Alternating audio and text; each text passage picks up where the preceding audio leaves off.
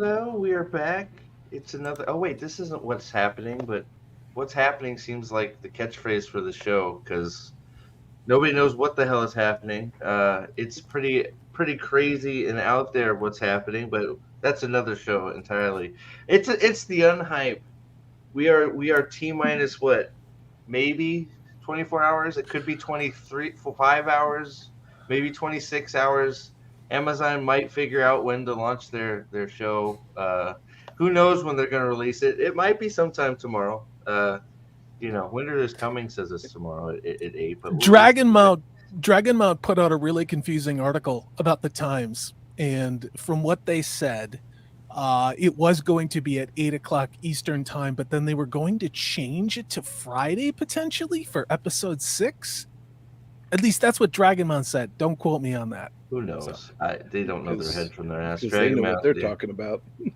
Yeah. Well, Yeah, if they I are- was yeah. getting it from Amazon, I could absolutely see Amazon looking at their numbers and going, "Oh shit, we scheduled this thing against Thursday Night Football." Because Again- I'm getting a bunch of notifications that things are happening at Amazon Prime, and it's all about Thursday Night Football. Yeah, right. Yeah, because yeah. Well, hell, that was Monday Night Football, but Aaron Rodgers is out already. You're loving that. aren't Yeah, you? that's But yeah, I look the article I read because I saw it pop up was it said what did it say? It said there was a bunch of you can watch it Friday, but you don't have to wait till Friday because it'll be out on Thursday, That's the one. maybe. And then it's just like, what the hell? Like, just what are you guys doing? Just make it less confusing and just give a release date. I don't know. It's the weirdest fucking thing. But I think Mr. Zip is right because he said he thinks they blew all the budget on hair and makeup. So who has money for marketing, or to hire true. interns to put the time up? So I mean, we're gonna watch a clip from episode 5 that launched today, thanks to Trip. I know Salty found it too, but I got a bunch of Discord messages from all you guys saying, hey, you guys should take a look at this. So. Hey there, speak of the devil. Her ears must have been ringing. Trip is here. Thumb is here. Staplebow is here. Using the What Is Happening crew. Thank you. I'm glad you found it. Lakizzle is here. Your Barmy's here. How are you? Step, Lady of the Balkans. Lady of the Balkans is quite the talented artiste. She heard some stuff in my Discord. Really good. So, Caladair is here. Forsaken is here as well. Yanan. That was an awesome chat we had the other day. Thank you for being on, buddy. And thank you for being a member. And Jay Rabbles is here too. Same with you, buddy. Ditto to you. So I'm sort of floundering about a little bit because we got 31 people in here. I'm hoping we get a few more in here before we start looking at oh God. What are we gonna that doesn't mean we don't appreciate the people who are loyal and faithful and here on time. I just want to say thank you.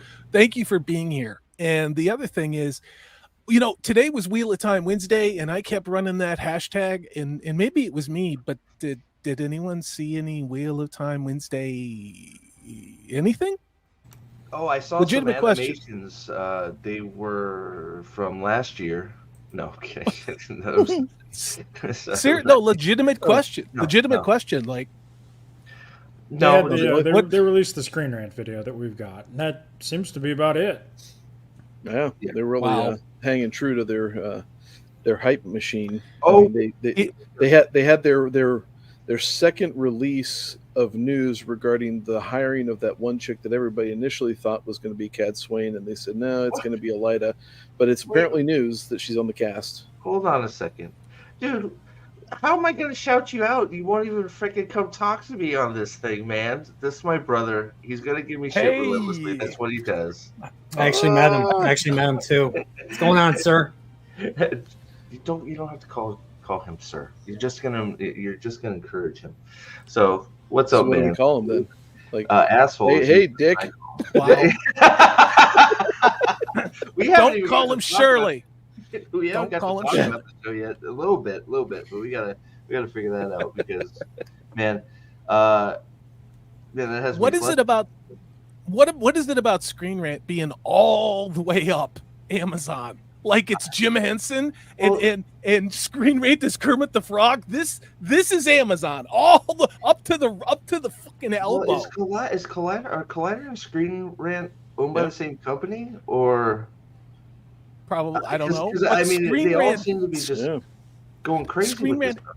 is relentless for this show. Now, I don't know if a subsidiary of Amazon owns it or not, if anybody in chat or on panel knows, but every damn day, Screen Rant keeps that company line going of no, it's not an adaptation, but that makes it really good because you don't know what's going to happen on the screen. And isn't it great to watch things on the screen that say Wheel of Time but have nothing to do with it? And then that interview that I covered in my video today, not to make this about me, they're there softballing questions to the directors of season 2. And it's just like, is Screen Rant the only access media group out there that's like, yeah, we'll take a box of coffee mugs and some tote bags and a couple of McDonald's free hamburger coupons to market the show?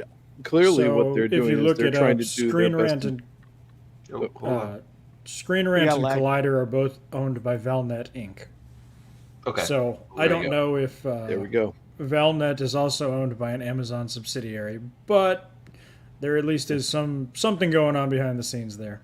Well, and Screen Rant is apparently taking the cue to sit there and see who can do the best impression of Alana Sedai by that proverbial fist.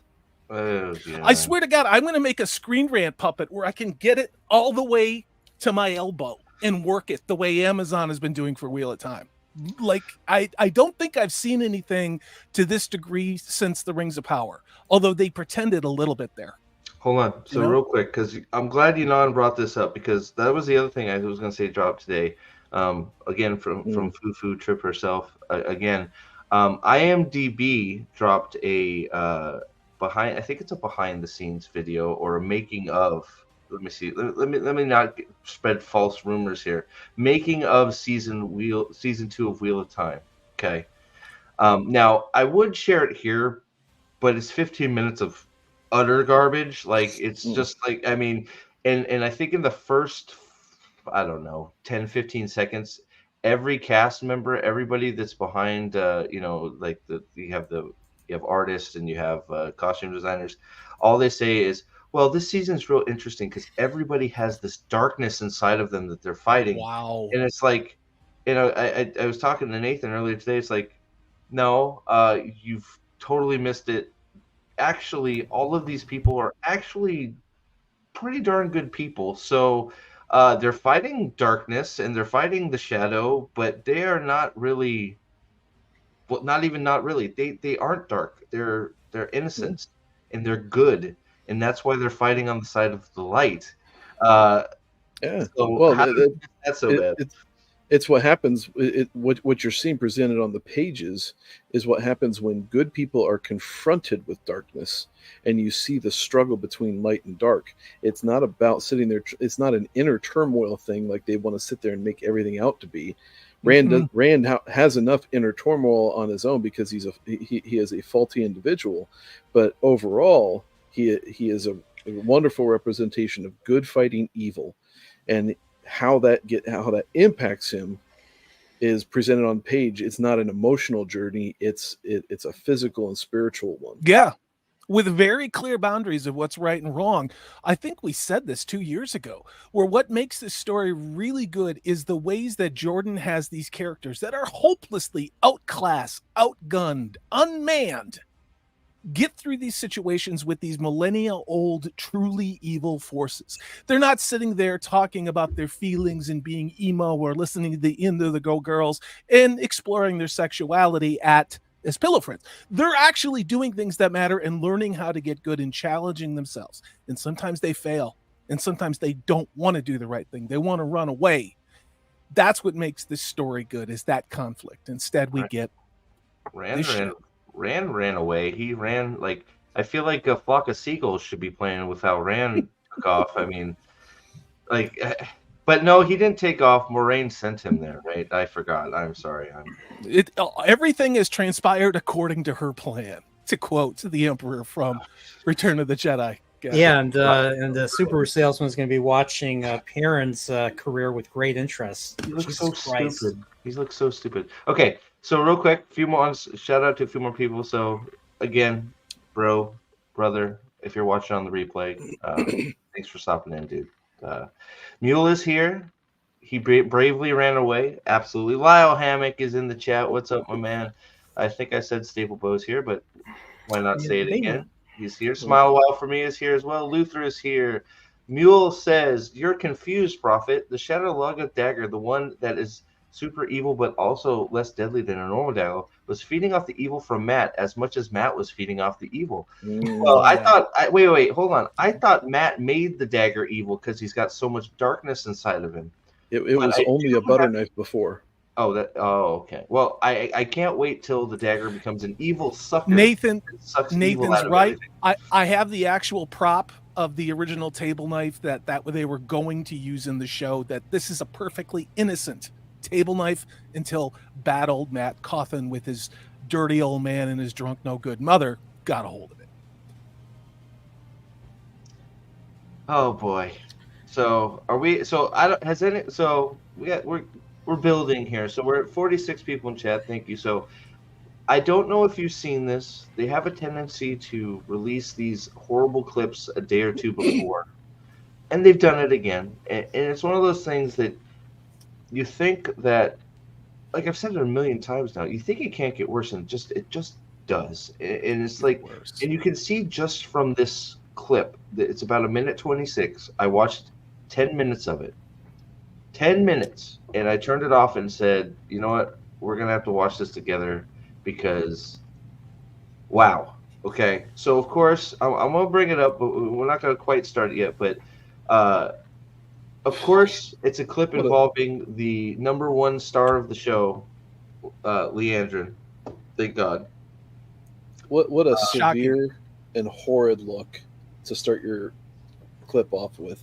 Well, you saw the thumbnail. Is she wearing black? Is she really wearing black? Yeah, she's wearing black. Yes, she's wearing black over her red. Please tell me she's wearing the glove. Is she going to morph into a Power Ranger too now? No, this is what the show is obsessed with doing. So they put on the outer layer because the outer layer is what they are now, and then the inner layer is what they were. We saw it all the time with Nynaeve's green and yellow outfit from season 1. They find this to be fascinating symbolism. People squeal over this, and it's just so bizarre. Wait, people are squealing over this? Why? Because they're horrified?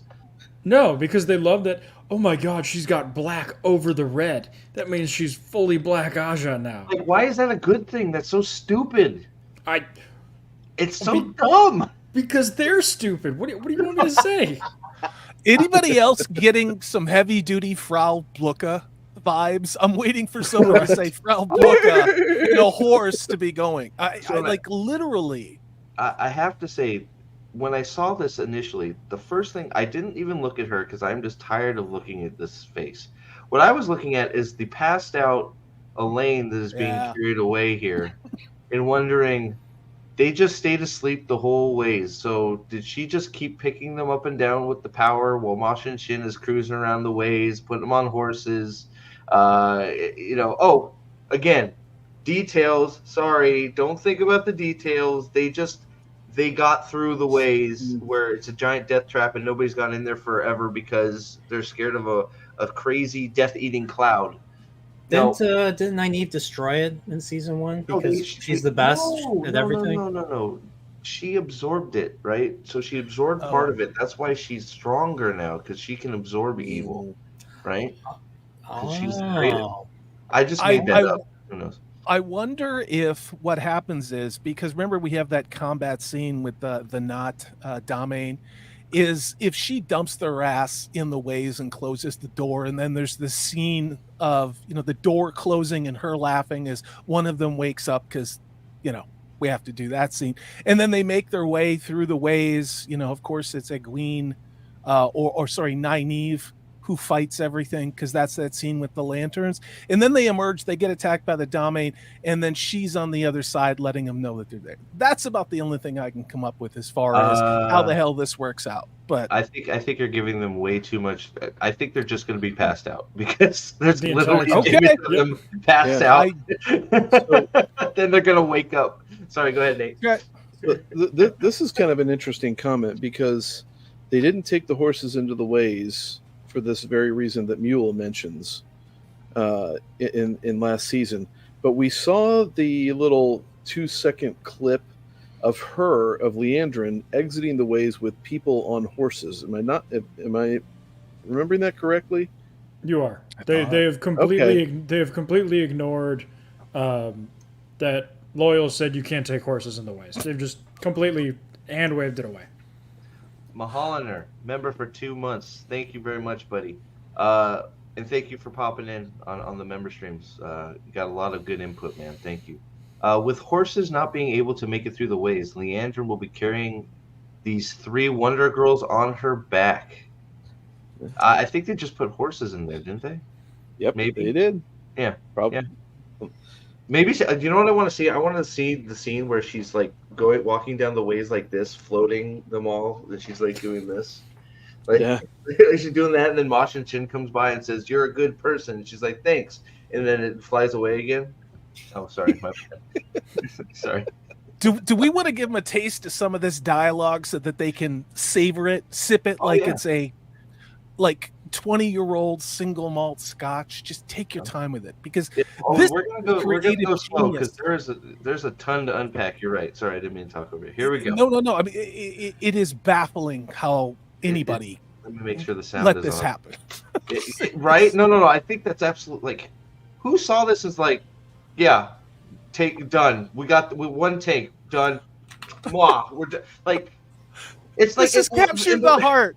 This is the heart of Robert Jordan. This. So guys, okay, the glasses are coming off for a second. Okay, so any trigger warnings? Oh, maybe, because not only is this not anything this is just ridiculous. Listen to what they are saying. It is the worst. Worst dialogue I've ever heard in my life. Bobby Ewing to walk on screen with a towel around himself out of a shower like this is Dallas. I mean, seriously, when you hear the first 10 seconds, I haven't heard any more than that. It's insane. So it's interesting you say this, because if you watch this clip, all of the complaints come in the first 30 seconds. Because the next 40 or so, they actually lifted directly from Chapter 40 of The Great Hunt. And there's 2 or 3, and it's the only ones that remotely make sense. So I play it, and you'll be able to tell immediately what's from The Great Hunt and what these people wrote. Yeah, because I didn't, to be fair, okay, so let me rephrase. The first 10 seconds of this, it's the worst dialogue I have ever heard. Because that's all I watched, and then I turned it off because it's okay. Let's start. We'll start. There we go. Everybody ready? I'm not even gonna say gird your loins because that's their word. Just scoop your balls. Okay, here we go. Thank God we get the eerie music because the music is on par, right? I love how every scene has to have some ridiculous, stupid music in it. All right, here we go. Award-winning costumes, by the way. That's a cable knit sweater, I think. Okay. We expect. Thank God we have Ball Gag Girl front and center. Will she take over for Alana? Since I guess is that what you said, Alex? Alana is we might be done with Alana. Hopefully. I gotta look at the IMDb's, but I will. Okay. You said we might be done. She's got too many dicks in her right now, so she can't be in the show anymore. So, Noporio, I see you looking around, going, "What did he just say?" Yeah, I said it. She's got 3 holes filled up. That leaves nose holes and ears. Don't worry, she's a pro. That's right. Nope. Possibly no more finger cuffs, said I. Okay. This is my Wheel of Time show, guys. This is our Wheel of Time show, guys. Holy Raise shit. your hand if you got that Clerks movie reference, okay? Whoa, Kevin Smith's an asshole, but Clerks was good. Sorry. Jacob is here. What's up, brother? Gadfly. There's a Gadfly appearance. Thank you, Gadfly. How are you, sir? All right, here we go. God damn it! Look at this fucking thing. Look at this fucking. Who in their right mind thinks this looks like a?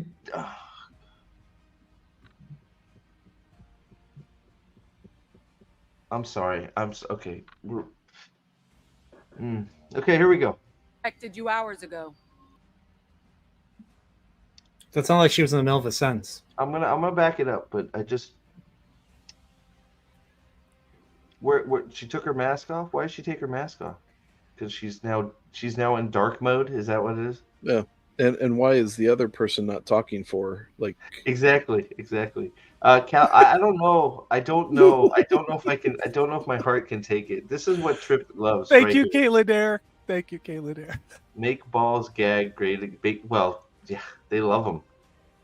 Maybe they all. You know what? Let's get some more and pass them out to everybody in this show. Okay, sorry. All right. Is there actually? You know what? Is there closed captioning on this? There is. Okay. We got to have, whatever it is, the soap. Expected you hours ago. The ways are unpredictable. I had expected our master to meet me himself. The ways are unpredictable. Do they change like hallways in Hogwarts? Actually, the ways are not unpredictable. They're extremely predictable. In fact, there's guideposts in the ways to tell you where to fucking go. Look at this. Look at what they did. You guys remember those overhead shots where they wanted to make it look like an imposing army? This looks like a community theater play. Look at the size and scale of what's on screen. It's, again, you have like 6 people on screen. It looks like nobody's there. There's no scope to this. And I don't know why that is. Did this have to be reshot? I honestly don't know. But again, look at these tight shots. There's never more than 12 people. There's no army. There's no grandeur. This is supposed to be epic fantasy. And butt plugs, Trip. And butt plugs. Yeah, that's true too. that was probably the gift to all the people on set. I don't even. So right there, they're talking so openly about our master. So that immediately, automatically, right now, they are presenting every single one of the Shan-Chan as dark friends. Yeah. That's great. Well, so that's what I just took. Just this one single line. Okay, so is this okay? So it's just a clip. So we're not quite. We're going a little bit. I don't know. This could just be her guard is just, and they're just dark friends. I don't know but you see, you got slaves down here on the right. You got Dame everywhere. So I don't remember. I thought in the initial scene, the meeting was just like her and what was it? A few other people, and then her regiment was like the people, her soldiers and her Dame were out of speaking. But I could be wrong. I don't remember that. Given that this is on Amazon and part of the marketing material, do you think they just let us play like 20, 30 seconds of this so we can get the entire context of the scene? Like in certain situations, because I think for people who may have not seen this before, maybe we're not showing the totality of how weird it is. You know what I mean? Not to tell you what to do, but I'm just saying, like, maybe we need to see a little bit longer clips to put the badness of this into context, I mean, I could play a little bit more. I mean, that's okay. It's just I'll hit it. Let's go. Our master has more important things to do than play fetch with his. So hold on. So that's this right. So they're still passed out. So sorry, I have to stop it because every 2 seconds something stupid happens. So now like I didn't even everything that they just said went right through my ears because they're passed out. So they never woke up. They're just out. They're just there. They're gonna. This is. I thought they're dead. Aren't they dead? Well, they should be dead. So they're gonna wake up though and start running away. That's what's gonna happen. They're gonna be like, oh my and then God. they're gonna run off. Look, they're not even trying. They're not even trying. Look at the actress portraying Elaine. She's like, I'm like sleeping. I mean, what are we doing here? I mean, this is. I think I've this seen was better actually acting. I think this was the Welcome to Jeffrey Epstein's Island video that they were showing. I was going to make a Bill Cosby joke, but I think it'd be tasteless. But I just, why not? Why not, Rafe? Why not? The insane. I saw somebody say there it was Joshua Templeton. Insane clown posse soldiers. Yeah, it looks so silly, but award winning for life. Award-winning though. Award-winning. I'm gonna back it up. We'll play a clip here, and I'll try not to stop it when the girls are dead. Expected our master to meet me himself. Our master has more important things to do than play fetch with his dog. Wow. What? So somebody said it in chat. Why would she expect Ishmael to meet her anywhere? They're both dogs. This is exactly how this was played out. Our master has more important things to do than respond to one of his dogs. That's how it sounded. I think Mule is right. She needs a Subaru. And a dialogue coach. And a dialogue coach. Yeah. I mean, if you look at it, it's pure ADR. I mean, she's not saying this. They recorded this over. So, I mean, to an extent, I don't... It's difficult to do ADR because you're not actually saying it in studio. You're saying it into a microphone in a recording booth. But you're right. It's bad. She's not a good voice actor. Mahalander, they're talking about Ishmael, not Turok. So, yeah. So, I agree with Alex. The thing about that is if I can screw around and play with audio and create an echo effect with different sizes of room on my Mac, one would hope that maybe somebody at Amazon could help you understand that you're outside and there would be ambient noises because this is a jungle. Okay, I'm listening to that clip with super high definition Bluetooth earbuds where I can hear crazy things. There's nothing. It's just their vocals. There's no wind. There's no soldiers. There's no horses whinnying. Nobody seemed to have put any attention into the atmospherics that make you believe you're in this jungle, apparently. Aldan, what's up, buddy? Turok is... I think they want us to think Suroth is... There is no Empress, as far as I know. They have not said may the Empress live forever, so I think Suroth is the number one. Who knows if we get a 2-1 or not? Probably not. Sorry, Nerporio, but that don't matter. That's not a big thing. Yeah, who knows if we get a 2-1 or not? But the fact that...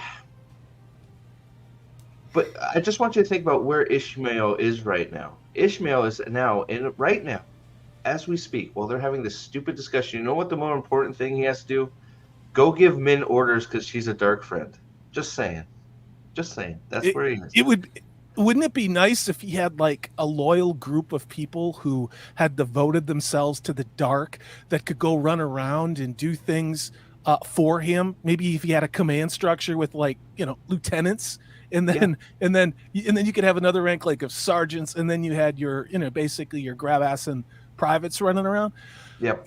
I really wish somebody would have written a fantasy book that this show could have adapted where that kind of would have been the case. Pull strings from the shadows, maybe like he does now. The thing that if and we'll play a bit, try and play a little bigger chunk here in a minute, but the thing that is even worse for me in this, right, is if they. So I lost my train of thought. Ishmael is now. Not so everybody was cheating themselves saying Ishmael is pulling strings as an advisor to Suroth. He's not Ishmael. He is pretending to be like Padden Fane was with the White Cloaks. He's pulling the strings, trying to get.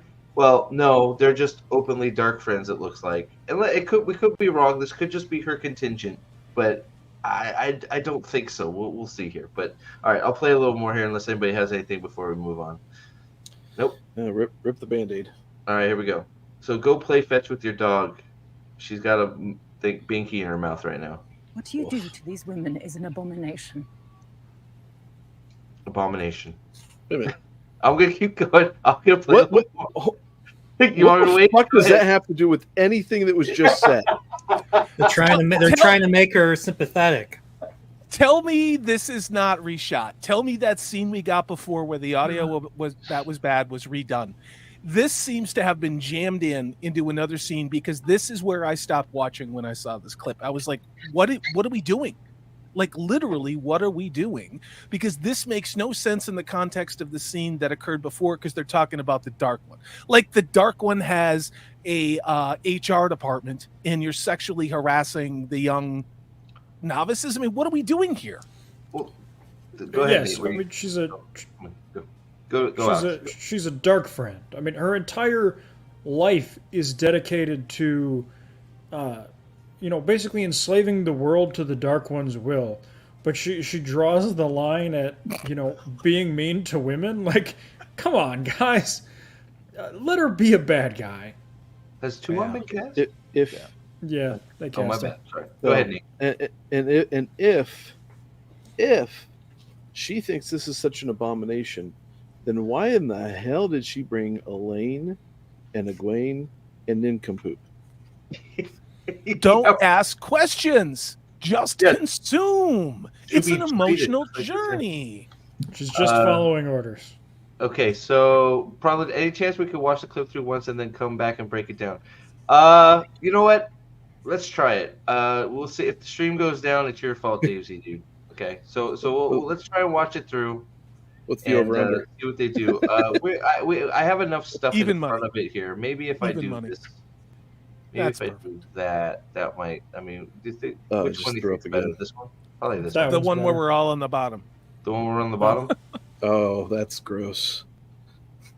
All right, I'll play it from the beginning. Let's see. Hopefully, we don't get taken down. I may stop it at 30 seconds for a tick, but let's play it through. We expected you hours ago. What The is ways are this unpredictable. voice? God.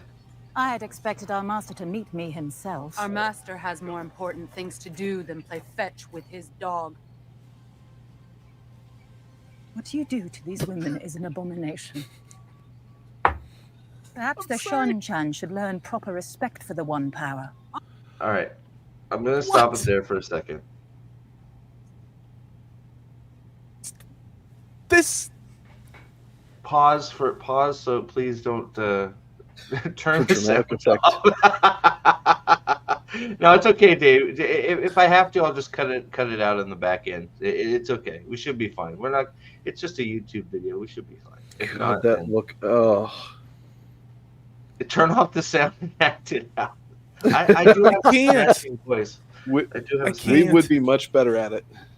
Yeah. All right, here we go. I'm gonna hit play. On the contrary, we respect the One Power so much we don't believe that anyone should wield it by accident of birth. Our Suldam trained for years to prove themselves worthy. They earn their right, unlike the Aes Sedai. Our masters need. Oh my God! What the fuck am I watching? What just what wait a minute. This is legitimately from the episode. This isn't some like clown reel that they put out of bloopers from the show. Really? Did you hear that phrase? Did you hear that one long run on? That was a 15-second sentence.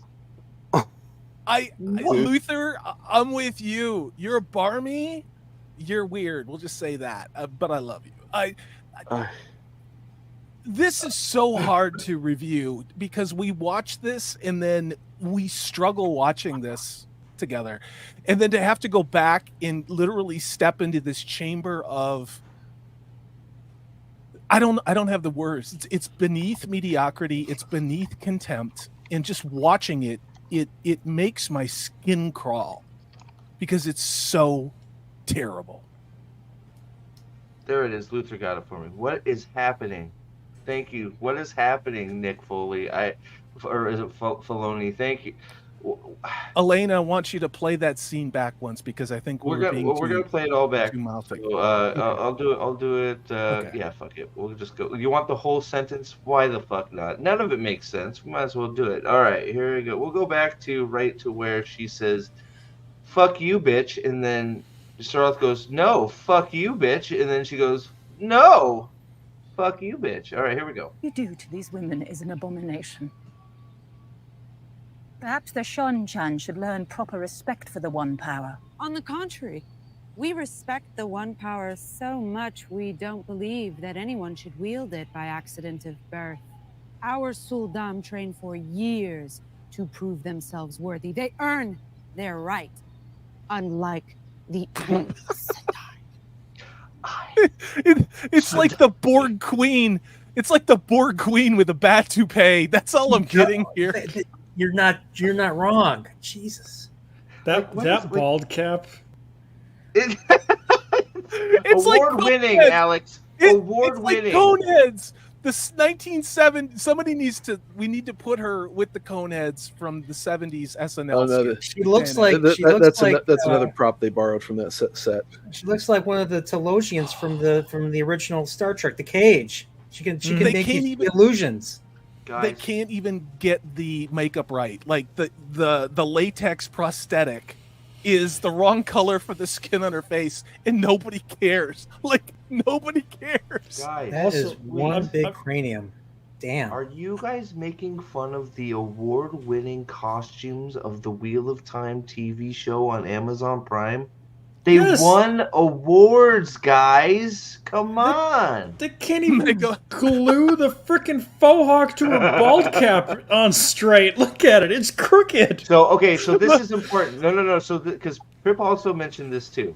Isn't that the super hot chick that should have played Lanfear? Is that McAdams? Yes, it is. I thought McAdams was the speaker. No, it's her. I'm pretty sure it's her. Fuck. I could be wrong.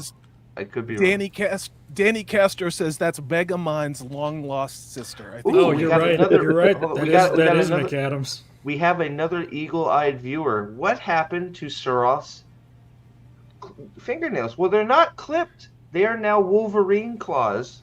She can hit a button, and they come out and go. Ping! So you'll see in a second. Don't you worry. So does anybody have a picture of McAdams?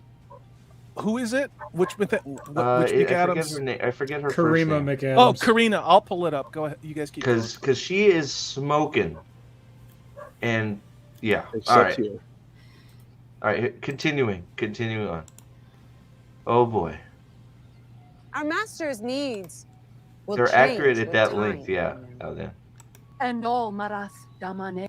Wait. What did she say? Hold on. I got to back it up. And all Marath. No, that's not.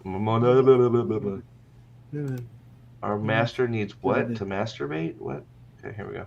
Our master's this. needs will change with time.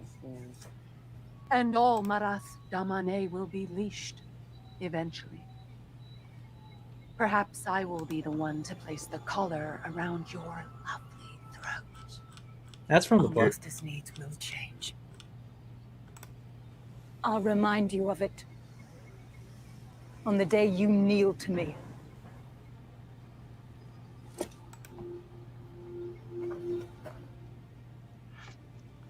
I love how I love her nails are not clipped. They are Wolverine claws. She can shoot them out to links. So I'm not making that up. Go ahead, Nate. Bullshit. Sorry. There's no way. So they just put that scene in there to show a pissing match between two wannabe powers. Yes. That's it's literally it is great. The scene is literally bitch, fuck you. No bitch, screw you. No bitch, I'm right. Bitch, I'm gonna punch you in the face next time I see you. Bitch, not if I hit you first. That's literally the scene. So I was thinking something worse than that, but sure. The part that is, you will make no move against me, Leandrin. Our master will disapprove. Let me see, what is it?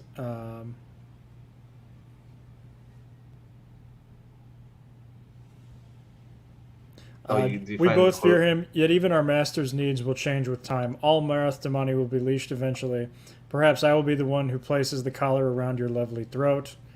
And then that's Surath. And then Leandrin says, as you say, Surath, our master's needs will change. I will remind you of it on the day when you kneel to me.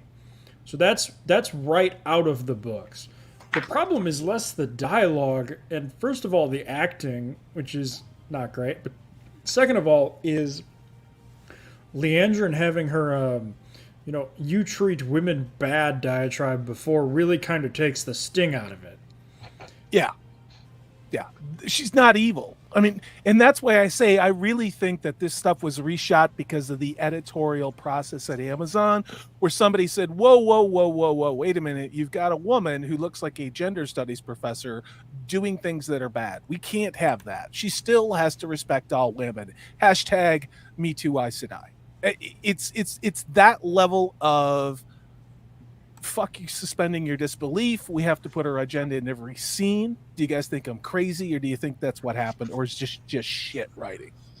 I think it's just shit. I mean, there's rewrites in there somewhere. Maybe this is it. I mean, but I mean, I think this is another instance of we're gonna pull it. We're gonna inject our own shit into scene, but we're going to add a little bit of book in there so we can say, see book.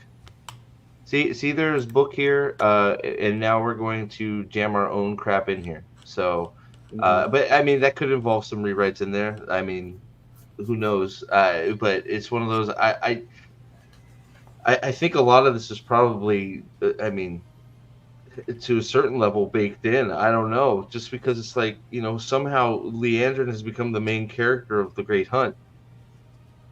I don't quite understand, but okay. So Lyle Hammock for $5. This is embarrassing. Watching two evil people argue about morality in the dumbest way possible. All I can say is I hate this show and hail. Thanks, buddy. Yeah, it's literally two evil people going, you're evil, but the way I do evil is better. So stop. Well, she's got 3 dead girls behind her. I think that's what Alex is saying. There's 3 dead girls behind you that you blasted into the wall, and you're like, you treat women that channel badly. It's like, well, didn't you just launch 3 against the wall? Yeah. I mean, if it's just, you know, this makes sense, or, you know, them talking shit makes sense when Leandrin is just a mustache twirling villain. You know, having her, you know, have this sympathetic backstory, and I put that in quotes because it's not, and then her giving a lecture on, you know, treating women right before this just cuts all the air out of the scene. Mm-hmm. Well, that's a better picture of Karina McAdams. She's a very attractive woman. Yeah, her headshot. She's very So I sent it to you on Discord, Steve. A good one of her. A really good one. Okay, because that one Salty's got there is pretty good too. Let me see if I can bring it up. Oh shit. Oh yeah. That's her. That's the one they used for. That's the one they used when they announced it, I think, isn't it? Yeah. Yeah, there you go. Yeah. Yeah. I don't know. I think the bald cap that looks like she's wearing a mushroom, an orange mushroom on her head with a bad mohawk. I think she's hotter there. It's got, you know, way hotter. Nothing beats it when she sits there and says, "All will bow." Yeah, that's like how all her lines are like we all like were laughing because like is that how she's is that just made for the clip, or is that how it's gonna be? Nope, that's exactly how they did it. It's like, how is that how you're like, did anybody like director but Jacob Ironside for been here for 5 months as Dragonsword. Thank you very much, Jacob. That's what she looks like underneath the mask. I prefer the mask. It's crazy, right? Sam 8000 for $5. Thank you. I can't believe any Wheel of Time YouTuber worth their salt would defend this stuff. Daniel Green actually deleted my YouTube comments for criticizing. No shit. Really? Fragile, huh? That's crazy. I mean, it's one thing defending it. Just let it. Like you have to. You're going in and deleting comments. That's a little. I don't know about you guys, but I leave the shit comments up on all my videos. People attack. I do, and I let people in the chat respond to them. You know, it's. I had somebody accusing me of taking down comments. It's like, no, YouTube will actually block things without me ever seeing. That's true. That's true. You know, yeah. So real quick, go ahead, Nate. Go ahead, Nate. Sorry. Yeah. And the acting is bad enough on its own, but like going back to that all will bow scene, you know, it's the fact that also the poor acting is accentuated too by the fact that you have camera cuts in between each word leading up to that last word. And it's just like, this is that's supposed to be something that is supposed to evoke some intimidation out of me, because I don't know about you guys. I laugh my ass off. Yeah, it's funny. Salvis, is it Salvis? I hope I'm pronouncing right. It shocks me these YouTubers are defending it. It's insane. I don't know how you defend it at this point. I really don't. Especially and just saying it's a, like, how do you even say it's a good show? Because like they've totally wheeled from it's an adaptation to it's not an adaptation, but that's fine and it's better. And it's like, but now it's an interpretation. And that's the video I did today. They're saying it is an interpretation in an infinite universe. They pulled the it's another turning of the wheel stuff. They're saying Robert Jordan's universe is infinite, and we're allowed to interpret this any way we want to. The word adaptation is now gone. Amber Wilson, they could have pulled off the Sean Chan look if they had component hair and make competent. Well, yes, 100%. They could have pulled off everything, but yeah, I mean, the hair, makeup, props people are horrible. Like we've been talking, but you know they've won awards, guys, right? Real quick before I get to Yanon's, I wanted to say hi to Slavas, who is new. I think Josh Templeton. I'm not sure if you've been around. Thank you for coming and being here with us. Nick Filoni's been here for a few weeks. I'm glad to see you again. And is this? I know I've seen. Is it Ryan D2203? I've seen you too. But thank you for being here. And we'll get to. I want to read. So this is another mule, a mule goodie, and a mule. Meme made for Nerporial specifically. On the contrary, we respect the One Power so much we don't believe anyone should wield it by accident of birth. Our Suldam trained for years to prove themselves worthy. They earned their right, unlike Aes Sedai. The other problem with whoever this is, Lady Suroth, is that she doesn't have anything vaguely resembling command presence. Like, if you're in charge of all these people, you're used to speaking in public forums and being intimidating and then doing something and acting, if you act on the stage, called projecting, which means you speak from the diaphragm. So she would be used to speaking from the diagram to have herself heard and be overwhelming, no matter how loud the crowd.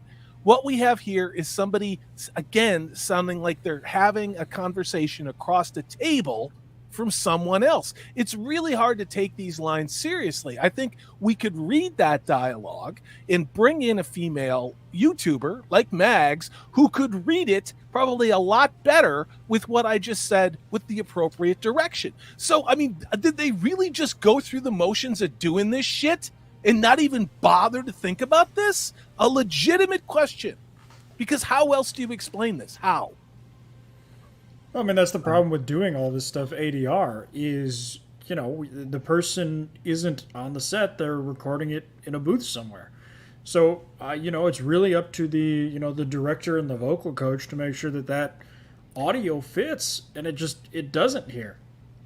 And that's the thing about ADR. When you do that, generally you have somebody with headphones better than what I'm wearing. Again, say we need you to project like you're in a huge open space and therefore account for it, because you would hear a lot more bass from her diaphragm, and that's utterly missing from the scene. And I don't work in this goddamn industry, and I know that. Okay. Let's see here. So Yanon Clausen for $5. Thanks, Yanon. I think that Wheel of Prime should have embraced the world like OPLA embraces its world. OPLA. One Piece. One Piece. Oh, One Piece. Okay, embraces its world and wacky style. Like people will follow even if you use random words. Well, they didn't. Yeah, this isn't the world. They don't even use the words. They don't do anything. It's not. Yeah. I think if you commit to being a little bit weird, people like I haven't watched One Piece. I've heard it's pretty good and does a good job of trying to adapt the material.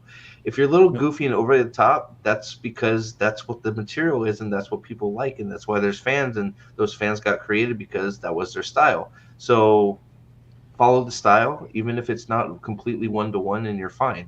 Like I won't repeat those same words we've said a million times. We didn't want a word for word thing. We were expecting changes, not a completely different fucking story. Sam 8000, been a member for 4 months. Devil's advocate, double devil's advocate. That might have been what happened with my comments. Oh, what to it got deleted on its own? Deleted. It's possible. It's possible. It's possible. Ralph Malfa, thank you for being here. I think we have cultivated a nation that hasn't used its imagination in so long. It's simple red meat and plenty of the people. Plenty to please most of them, which is sad. I mean, it's crazy, but yeah, I don't think you're right. This isn't red meat. I mean, what you're seeing here is cat food, and it's not. That's not fair to cat food. This is like soy product. I knew somebody was going to break my balls over that. But I mean, this is ground up byproduct stuck in a can, and it's the cheapest one you can buy. That's it. Where's the imagination? I mean, Amazon made this for people who don't know the books, who don't watch fantasy, and those people didn't show up to watch this show. So that leaves us who know fantasy, who read the books, watching the show, going, what the hell did you do? And how did you expect anybody who would never watch fantasy to come watch this show? Is that why this dialogue is so bad? Is that why this dialogue is like it's from Batwoman or from Falcon Crest or from NCSI? I got a question. I don't understand. I got a question. Talking about, how like they bring up their master and all that. How did they handle it in the book? I'm trying to find the sense right there. Does everybody in the party know about them, or did they pull each other aside and talk about their master and everything? So we were talking about this on the Discord a little bit. So what happens is, first of all, she's not in a goofy ass pyramid. She's on a regular palanquin. So Surath gets out, and they kind of have this conversation in sort of a pissed off whisper at each other.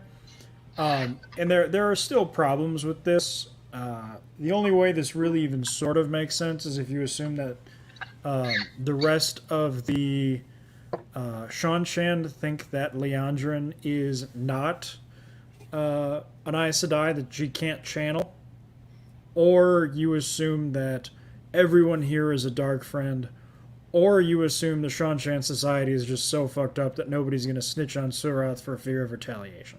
So, admittedly, in the books, this is not perfect, and there's an introduction of some characters later on that make it even more problematic, the Seekers of the Truth. But either way, 90% of the issues are handled here if she's not in a ridiculous pyramid, and they just have this conversation face-to-face where the entire fucking army can't overhear them. Yeah, okay, that makes sense. That was going to be my other question. Was she in a freaking pyramid? Because I don't recall that. No, definitely not. There you go. Perfect. At least I'm not going nuts. Real quick before I get to Lyle's super chat here, Amara, I don't know. I'm sorry if I you're a guy. I'm sorry if I called you a girl I misgendered you, my man. But thank you for being there yesterday at the member thing. It's always nice to have you around. Thanks for your super chats always. I appreciate you. Lyle Hammock, let me bring it back up if I can find it. I just had to say that just because we went off and he's like, I'm a guy. It's like, okay, sorry. I didn't realize I did that, so I apologize for that. Lyle Hammock for $10. What's that? For shame? Shame. Give me my ball gag and my collar, all right? Jesus, I'm sorry. Yeah, I think, and just to touch on that, I think they're probably just going to make the Shanshan all dark friends, so it's not going to matter. I think that's I think that's just. Well, they need to have their version of those bad people from Germany, I guess. So I don't know. I don't know if that's what they're doing or not, but I think it's they have left what I think is the real main bad guy from the Great Hunt on the cutting room floor. Where's Patton Fane? Can somebody put a search out for Patton Fane? Because where's Patton Fane? That is some of the best stuff in the damn book, and he's gone. Like they got a good that's a guy that I think could actually act that part and do well. He's got a creepy face. Like I think Go ahead and report. I see you want to say something. Go. He's hanging out with the Tinkers because he eyed that little girl, and I don't want to even think. Oh God, I see what sorry. you're scooping. Yeah. Is he busy scooping? Lao Havoc for $10. Also, I'm sorry the callers for the Dame are so stupid. How are they supposed to quickly release channelers if it's ineffective and inefficient with those damn shoulder pads? That's why it was a caller. Well, you know, I don't know. They just kill them. They kill them first and then put them on. I had people calling me out and saying, "Don't you know they use slave collars like that in Africa now?" And I'm like, I don't care. And your point is what? Yeah, great. What the hell does that have to do with on the show? Robert Jordan? Like, right? Yeah. Just when did they get fill the blank in for me on that one? Like, no shit, Sherlock. You know? Yeah, that's one of those that you almost look at it and go, look, I'm not saying the evil slave-taking nation that's trying to destroy its neighbors represents black people. But if you want to say that, that's on you. Go ahead, Nate. What are you gonna say? Yeah, well, it's just more plugging in today's modern ethos into it, and it's tired, it's boring, and and so now that we're talking about the show and talking about the unmerits of the show, then this shit can't stand on its own. It's a joke of a collar. I mean, it wraps underneath their arms too. You can see that right there. So it wraps underneath the armpit. So it's a completely ridiculous. Dude, it does. You got to completely knock out these kids to be able to put it onto them. How's she gonna get out of that too, right?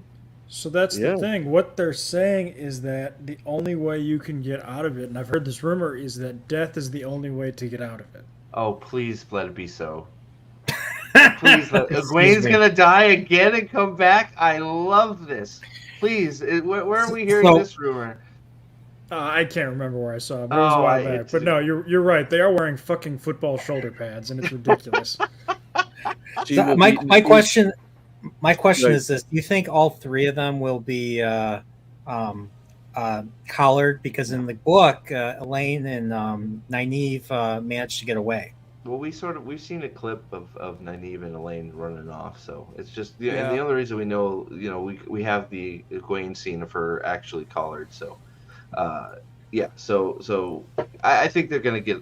I think that part will be accurate, at least that part. But from there, who cares? Who knows, right? I mean, they may go right back through the way gate and kill Ishii and ride Mosh and Shin to glory. Who knows? Go ahead. Well, and you know that it's gonna be. With only 4 episodes left, she's going to get collared. It's going to be very quickly where she will get rid of that collar, but it will be explained away with 5 months later. Yeah. Brian TD85, I want to. Do the pacifiers come out? How do they change clothes? Well, we all know that as long as you got one outfit in the show, like a certain Matrim Cawthon, you're good because you don't need to change. So I'm assuming they're smelly and they never change clothes. They're just, they're. Stop asking questions. Just consume this. Don't worry about the mail, which magically comes when the riders are 5 months around. Don't worry about not Moiraine just magically appearing in Carhian with absolutely no time elapsed from where she was. Don't ask questions about clothes. Don't ask questions about Selene. Don't ask how Moiraine found Rand in the shack, although that's supposed to be her sister, which is that's bullshit. All right, like don't ask. Just consume. Just consume. Any more clips? I mean, I'm just going through this real quick because it's like so real quick here. So we got that. I just want to go back through this here. I don't have I have that IMDb thing, but that thing is basically useless. They're just talking about being dark. Well, I'll tell you what, if you want to, there is quite a bit of info you can pull from the IMDb page for the cast, because you can see what episode which actors are in. Okay. So we basically, there's some stuff you can figure out. And good grief, the next episode there is very little in the way of side characters. It is, from what I can tell, basically all Egwene, Nynaeve, and Elaine. Do you have it pulled up, or do you want me to? Here, let me send you the link. You can share it if you want, or you can share me the link. Either way, it doesn't matter. I think I got it. I think I got it. Yeah. On a hotel Wi-Fi, you probably better send the link. I will say I'm at a nice one. My Wi-Fi kicks ass right now. I was gonna say it seems like it's doing really well. Alex, can you imagine, based upon what we know and what you just said, for it's episode 6, right? Imagine 5. spending over an hour with just not Egwene, not a Nynaeve, and not Elaine. Well, that's the funny thing. We didn't think they were gonna. This is where we're gonna be at. We thought this would be like the beginning of episode 6. But sorry, go ahead, Alex. No, I was just so like if you want to see it. So if you click on any of the main ones, the ones that are that get their 16 episodes, you can see that. We have episode 2.8, 2.7, 2.6, and then episode 2.5 is the one called Damani. Okay. So go ahead. Did you see Katie Leong in that episode at all? Because I'm wondering where the hell the Harry Potter Chinese love interest chick is in the show. Oh, we know that she's in 3 episodes. Do you remember her name? It's Katie Leong. Katie Leong. She's in 3 episodes. Hold on. Oh, 3 episodes, 2023. She is in right here. Damane 2.6 and 2.7. So she'll be in the next 3. Okay. Yasuka. Thank goodness for Yasuka Kalek. Thank God. Yep. And we also know that here we go. The trans person is going to be in 5, 6, 7, and 8 as Rena. Who is Rena? That's Egwene's handler. Okay, gotcha. Gonna try and Jay Rambles. I'm going to interrupt for just one moment. Jay Rambles asked me a question directly. Says, "Can I respond to a stupid comment that he saw in your video about how Rand only appears less as the book series goes along?" That's why I don't respond to that shit, because I do look at those comments. But just because I do, and if I don't comment and thumbs up, then you know that I'm like, okay, well, you can exist, but that doesn't mean I agree with it. So I get weird shit like that all the time. What the hell is that's a stupid so what? He's still the main character. What's your point? It's like that's how fantasy series works. More people have more stuff to do, so you add more characters. You go back to the main character. He's doing his main character things. Yeah. And then you go back to the other secondary characters. They're doing their secondary character things. Then you go back to the main character, check in, see what he's doing. It's like it's like the Dragon Reborn, right? Rand is hardly in the Dragon Reborn, but he's there. Even though he's not there, he's there. He's built, and he's built through the Eye of the World and the Great Hunt, like a lot. And this show saw the fact that the Eye of the World was a Rand-centric novel and not an ensemble piece that allowed focusing on Rosamund Pike to be the star as a problem. And now here we are on the other side of that editorial decision-making process, watching shit like this. So I brought this one up because let me try and let me go to a different angle here. Let's see here. Nope, that's not what I wanted. There we go. I got something if you want me to cover. Go ahead. So let me get rid of that. So Uno. So for everybody that was questioning whether Uno was going to be a hero of the Horn, Uno is scheduled to be in episode 8. I mean, it goes with it's. I mean, it's a truism. It goes without saying. He literally gets his head shoved onto a horn. If he's not a hero of a horn, I don't know what it is. That's you're not wrong. I guess. I mean, he is the horn now. So yeah. Let's see. So she's at least somebody's mouth is still open that wide, though. Oh yeah. So Selena's in the rest of the season. Yeah, she's in the rest. Let's see. Min is really. Min is only in one more episode. One more episode, and not in the next one. Yeah, so she's only. Do you think Do you think she sacrifices herself for the love of Matt, and that's what turns Matt around to not be a coward? Is that what we're doing here? Is that what's going to happen? Here we go. Here we go. So Ingtar isn't. Oh dang! I was hoping he wouldn't be in the last one. Oh well. He's in 5, 6, 8. Why is Liana in so many episodes? So she's in 6 and 7. So she's in the episodes that Sawan is in, because Sawan is in 6 and 7. Wait a second. Wait, so there's no way we don't have Alana, dude. Ivron is in 6 and 7. Yeah, but if you look at it, Ivron, Maxim, and Alana are not in 5 and 8. They're only in 6 and 7. Mahal Air brings up a point and says, book-written Uno achieves some feats that maybe justify being a hero of the Horn, but the show didn't show it. I agree with that. I don't think he's even close. Like, the things they did are legendary, but I mean, look, it's one of those things. Agree to disagree on what it takes to become a hero of the Horn, but I mean, Uno gets freaking 100% disrespected.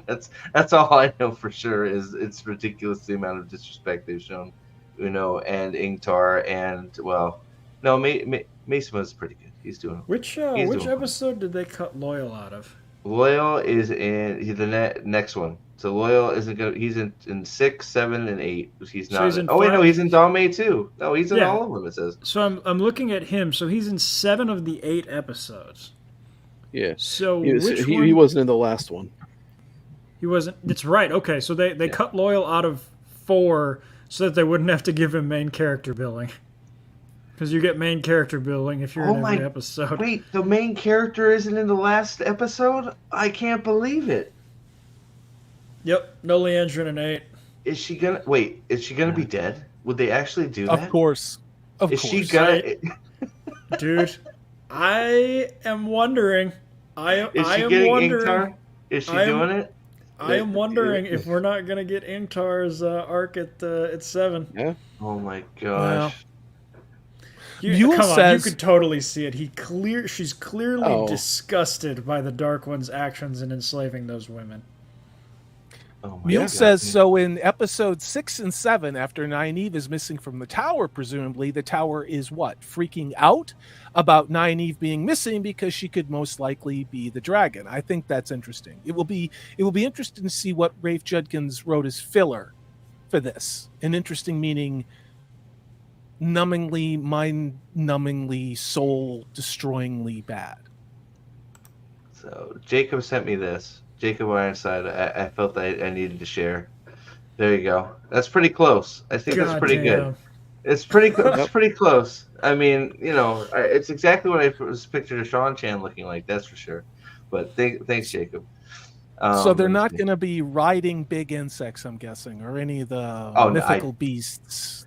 No, they can't even get. Yeah. Well, so I think. Yeah. So you'd think by now you would see one, but I mean. Like, did we see some weird dog-looking things in one of the promo shots? I swear we did. Did we not? Did those? Oh, those are the wolves. Are those the? Yeah. But they weren't. You dick. I was gonna say I thought they were some of the Aes Sedai. That might be. Yeah. That actually could be right there. We've seen who leads the blues.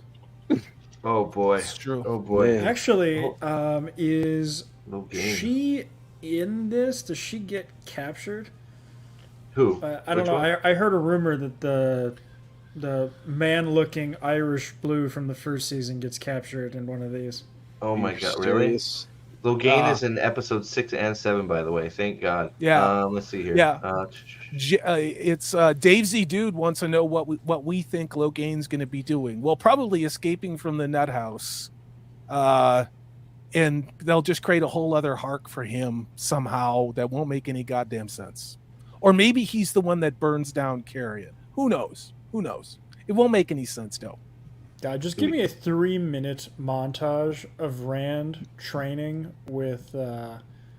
We got Bail Doman. What is Doman in? Episode 8. Episode 8. Yep. Okay. Oh. So what's he gonna be doing? Is he gonna say spray again and then throw some stuff in the ocean? He's gonna rescue the girls. He'll magically make it to where he's supposed to be. Ooh, look at Alexander Kareem 2 episodes. Yeah. There you go. I think that was you that told me that Louis Theron makes an appearance. Well, not Louis Theron, but Louis Theron is going to be making a Wait, was he in 2 episodes? Okay, I just had to make sure they didn't bring back the King of. Dude, I tell you Is what, he going to be a hero of the horn? Do you think? Oh my gosh! I was Wait, doing the exact same thing with Agelbar. Okay, sorry. I saw Agawar. I'm like, oh, is it gonna do it? No, they didn't do it. Damn it! All right. Thumb Maryland asks us, do we agree that they are keeping Rand and Karkian doing nothing until episode 8 when he finally goes to Falme? Yes. I think that would make sense. What about what about the wheel? What about him being strapped to that wheel? It's got to be another Leandrin or Lanfear sex dream, right? Celine. Yeah. Yeah. Yeah, it'll be some. Yeah, it'll be. So do you think maybe it's Moraine or something? coming back? Instead of flicker, it'll be fucker. Barthane's Wow. Damodred. Perfect. Listen to the potty mouth on the bearded man. Wow. Awesome. I am super excited. We got Barthana's Damodred for 3 episodes. Hell yes, Oh, man. yeah. So, yeah. Rand isn't thank getting goodness. to Falma till Oh, it's a episode dude 8. from, Not Game a of Thrones. chance. No, Yeah. not a chance. Yeah, he's not going to be. Yeah, he's going to be in Carhian fucking around with Moraine's plot to overthrow the city or some bullshit. Does that mean? Well, he was, Is Tom in there then? Sure, Tom I saw is dead. No, but Tom. Where? Tom Merrill. Nope. Up. You just passed me. He's up at the top. Scroll down. Time Tom is Martin. Maryland. Nope. Oh no, he's just Yeah. the first episode. Just If season you 1. look on the right where it says the number of episodes they're in, if there's not 2023 in it, they're not in Yeah. this season. Oh, okay. Gotcha. So Yasuka, we know. Juliet Howland, Natty Cawthon. Oh, we're not going to get any. We don't Abby get in episode 6. 6. Aw. Who is Illa? Oh, never mind. Oh, Not that's in this the season. Tinker bitch. Oh, is that maybe she's dead? Wait, Tamal Thor. Oh, just the flashback. Sorry, Yeah, I that had makes hoped that we actually sense. had a decent actor in this. Stefan. Suan Sanche, there you go. Here we go. 6 and What 7. Still episode? not till Oh, she doesn't show up and lecture Rand about being a wheel until maybe that's the dream. She says you are the wheel, and he has a Damodred butler. Thank God he's in 4 episodes. The one that's shaky, that Damodred butler. Yes, Sure. Miri. Sure. Is this Z? What's it? Okay, this is your this is your trans person right here, Rena. Yep. Thank God 4 episodes for yeah. So she's gonna be holding Egwene's leash. Wait, oh no. Oh wait, we get one more Shiriam. Thank God. Yeah. Okay. we how got am I one gonna go without my Shiriam. how am I gonna go without my Shiriam? Varen's back. Ross is Great. in 6 and 7. Wait. Where does wait? You can get a hold of Sherry. All you got to do is go piss on a tree. She'll come That's running. true. Wait a second. Why is Mesima only an 8? Wait, what the hell? Ingtar's in the last 3. What the hell? I'm pissed off.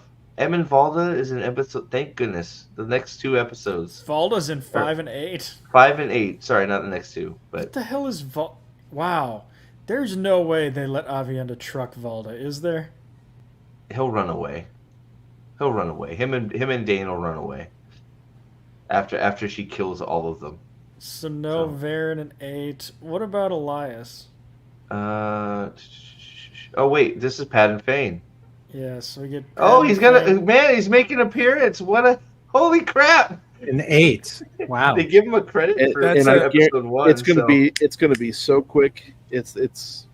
Oh my gosh. He'll be there to deliver the horn this episode, and then something at the very end. I find that crazy. They give him a credit for a Taste of Solitude. He's in it for like half a second, and then it's like okay. So long as you make an appearance, you get a credit. That's why Rand gets a credit for the first episode of season 2. So can we talk about? So is he doing the nipple technique on purpose, or is that just coincidence? I just want to know. That's just how gay dudes stand. Oh, is that it? I'm sorry. We have 74 people in chat right now. Hello. I want to say thank you to all of it. Everybody out there. We looked at a clip earlier, and I don't know how many people were here for that, but if you want us to replay it, put F's in the chat if you want us to replay that video again, because I think you got a lot more people than when we first looked at it. And yeah, there's still plenty to unpack in that thing too. But I do want to say, well, we got 73 here tomorrow. obviously episode 5 goes. We're going to be on White Cloaks after and before to pregame on White Cloaks before and then pregame after, unpacking this pile of poo. If I can put it nicely, we're getting some S, so we'll go ahead and do it. We already have to watch it again tomorrow. You're not wrong. Alan Dan is freaking out. But so we'll be on White Cloaks for that. Sorry, and dude. also, no. I think that, dude, there's still a ton in there to freaking even talk, because we talked about a little bit. There's so much in there. I was apologizing to El Dan, not to you. It'll be fine. Because he was losing his mind watching episode 4 with us last week. So he'll be okay. He is a wielder of Kalendor. It's okay. He'll survive. Yeah. So tomorrow, White Cloaks. Make sure you're subbed over there. We'll watch it in the Discord. If somebody has the Discord link, go ahead and throw it up so you can watch along with us, and then hang out before and after if you want for the fun. Or well, at least the support group, I think, is the best way to put it. And then I'm going to keep going on with the member streams early in the week, where members can come on and talk about what might be to come and what we've seen in the past. So if you're interested in joining those member conversations, let me know. And maybe another fun thing for members I have in store. Nate thought was a good idea. So if it's not fun, then it's Nate's fault, right, Nate? Yeah, well, I mean, stripping with mayo packets, Excuse, wait, what? Who did what now? Oh gosh, is there an archive of your reactions? Well, so they're I leave my live streams up, Sam. So I don't know. I think Salty does the same. But like we haven't taped any. I taped live reactions for the first 3. I don't know if you're just talking about the after shows, but I know all the live streams are still up on my channel, and we will. I think White Cloaks will leave it up and all that too. So you can find them there on our channels. I'm pretty sure for all of us. But thanks for stopping in, Jacob. Appreciate it. So we can't stream the audio for any show and just react to it. We don't watch and kind of react to it. At least I haven't been live. So it's not like some stuff we did before. I don't know what you guys have planned on the White Cloaks, if we're going to watch it separately and then we'll be in the Discord or not. I don't know how you guys are going to do it. Just to answer some questions in chat. So we haven't been doing live reactions just because it makes it harder to actually absorb the show, and since we're going live right after, I tried to record my initial takes on some of it, but it's just me sort of sitting there, so it's a little bit hard to sort of put in focus. So it's been basically before and after, just so we can actually have a coherent discussion. Because we lost it when we tried it with Rings of Power. It was sort of fun being there, but a lot of when we didn't have as many people able to watch because we were trying to watch the show, so they could be a part of the conversation after. So I have some of it. I'll try and see if I can get some of mine up. But Jay Rambles, I'm not sure if you want to. You can send it to me. I'll see if I can talk about it or not. But we'll see where we're at. So. All right, so we have enough. We need a rant compilation. Oh, I can get you all those. Careful what you wish for. Don't you worry. I can rant like nobody's business. I may have one up for the first thing tomorrow morning for episode 4. Easton's looking eyeballing me right now. What's up, buddy? Playlist on your channel for Wheel of Time. Yeah, I should just have a rant playlist. You're right. Maybe I'll do that. So, okay. So you mean you don't send? I haven't broken enough keywords. I ran out. Sorry. All right. So let's go ahead and you should send broken keyboard pieces. They're already in the chest mule. Nobody wants broken keyboard pieces. Come on. All right. Sign them. So for anybody that hasn't seen this, I'll set it up because again there hasn't really been much news. Well, that's the other thing. Let's put some. I'm going to ask because if you haven't seen the clip of the Avienda fight, put an F in the chat again because we can play that too, because that is horrifying and crazy. So It's so bad. So if you haven't seen that, let me know. We can play that after we play this because it's then we can do a poll, which is worse. Yeah, there you go. So we'll play this through again, and I'll bring that up just for fun. Lady of the Balkans says an emphatic yes. Oh wait, an emphatic yes. I trust yes. Lady of the Balkans decision making. Emphatic yes is what she is. I don't see. What I read. Dr. Danny D wants to see it too. Thank you, Dr. Danny D, for being here. So we'll play that too. Yeah, let them run, and then we'll let chat. Yeah. So let me. Okay, so let's play this through. We expected you hours ago. The ways are unpredictable. Hours ago. I had expected our master to meet me himself. Our master has more important things to do than play fetch with his dog. Oh wait, I didn't. Did you see the chin quiver? Did you see the chin quiver? Oh, she's actually getting mad. I'll put CC. That is actor. Did you see the chin quiver? Acting! Oh, I'm acting in a show that makes no sense. How much did she have to lift with that? No, I'm sorry. Okay, continuing. What you do to these women is an abomination. Abomination. Preach. Perhaps the Shon-chan should learn proper respect for the One Power. On the contrary, we respect the One Power so much we don't believe that anyone should wield it by accident of birth. Our Suldam trained for years to prove themselves Breathe worthy. Between sentences. They're right. You might pass out. Unlike the I. She might pass out. She said she's got to breathe between words next time. Holy crap! Breathe. Look at her head. All I'm doing is looking at that fake bad skull cap shit on her head that looks it's orange. It is orange. It's all I can't pay attention to anything else. It's like somebody put a mushroom with pubic hair on top of her head. That's all that I see. Okay, here we go. It's look, it's all forehead too. Our master's Put the cheese gator back on. Will change with time. And all Marath Damane will be What the fuck is this? Eventually. This is what happens when you have an actress who doesn't take the source material seriously. She thinks she's spouting off meaningless nonsense words, so she talks like she's spouting off meaningless nonsense words. This is exactly what happens with, actresses who are up their own ass. Right. Yeah. I mean, you want to talk about keeping their accents consistent? Well, she's reading from a page, and then she gets to Marath Damane, and totally changes her intonation. Well, yeah. Look at Luther Rain. This looks like she should be stealing women's suitcases and wearing the contents to an official government event. I know if she had a mustache, it would be totally spot on. Brian TD85 says, "How can anyone take this seriously?" How? What's up, son of Joster? Thanks for being here, buddy. They were too cheap to hire an actress who was willing to shave her head. Sheesh. Yeah, that's yeah. Oh my god. Let's play it through. Collar around your lovely throat. Our master's needs will change. I'll remind you of it. Oh, look at that. On the day you kneel look at to that me. Chin waggle.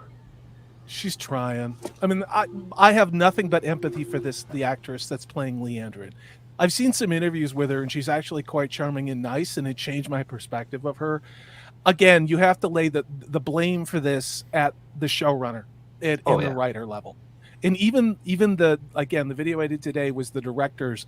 And if you paid attention to the context of what the directors were saying, they're like, we have nothing to do with what's said on screen or how this happens. We're only interested in framing a shot and setting it up, and that is it.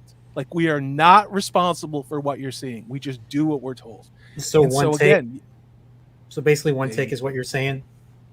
I don't know, but this is baffling because these actresses would be great.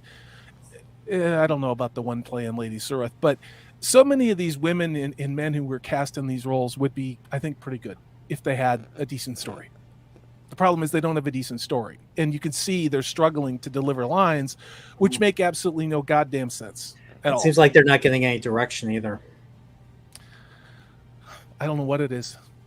I don't know. Yeah. I've never seen anything this bad, ever. You know. Well, she's just. Might as well be auto-tuned or freaking ChatGPT giving the lines because she's a robot.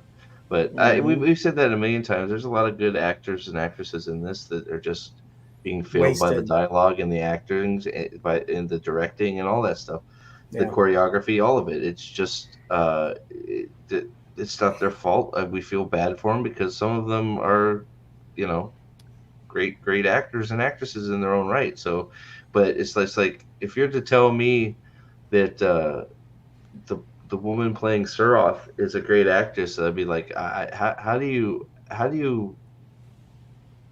I don't even. It's the most run-on sentence ever. So she's got no chance of delivering it right. Number one, it just takes forever to get it out. It's just gobbledygook, and then and you expect her to deliver that with a straight face and making facial expressions, and it's like it's just not going to happen. Especially when it's that clunky a dialogue. She's probably running it through her head to try and remember what she's supposed to be saying. So yeah, of course she's not going to act it out very well because she's got no chance. Look at Son of Jockster. I don't know if I'm going to get sound with this, but we'll try it anyways. Check out Son of Jockster. He says the makeup artists on Xena the Warrior Princess would put the Wheel of Time to shame. It's true, along with the dialogue.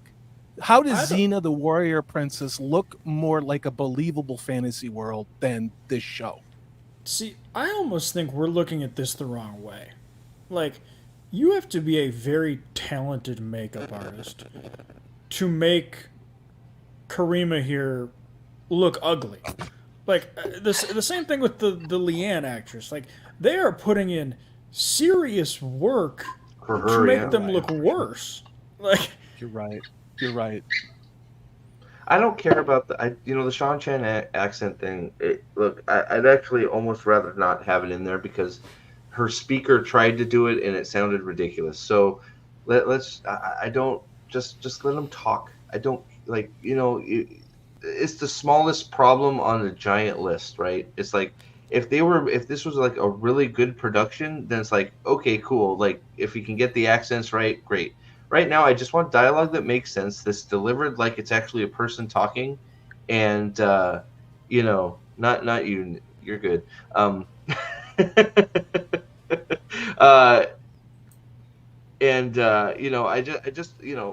it was a great production with everything firing all cylinders, then it's like, okay, why couldn't they get that right too, right? But they can't get anything right, so I don't even want them trying to get the accents of anybody right because they can't get anything else right. So why would they get that right? So thank you, Salty. Shy is now a member. Thank you very much, dude. I appreciate it very, very much. Let's see. Yeah, maybe Suroth would have been better if her voice spoke instead. You're probably right. And that is the crux of the whole thing right here, Nick Filoni. That's it. Yep.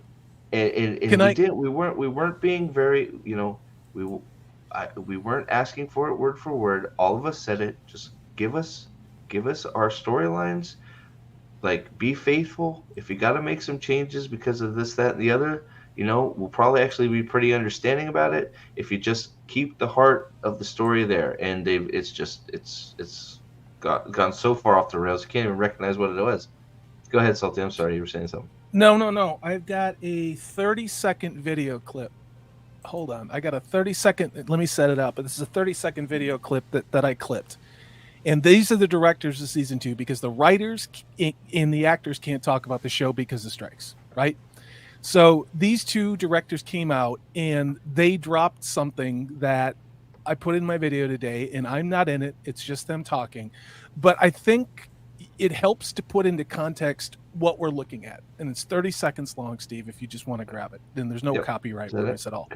Yeah. I would say that we use the books, and I know, and I'm not trying to speak for the writers and for Rafe, but the books are a blueprint, and it's a world. And the stories, art is about interpretation and having the freedom to interpret how we want to.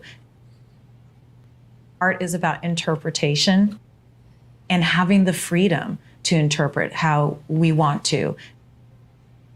And that's it. Sounds about right. Wow, you picked the wrong part of that interview. The best line in that interview was where she says that the male characters are the side characters in this story.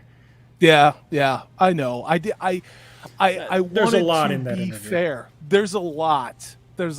And what I did cover was the editorial process, which is what made Leandrin the star of the show.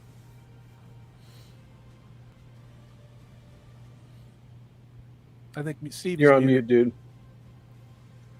All right, I'll read this real quick. I'm not sure how much we're going to be able to talk. I mean, we're basically hovering around this whole thing, but for $5, sent you the comment Discord. It's old, but it's very, very relevant. Let's see. So, Wheel of Time show. This is from Reddit.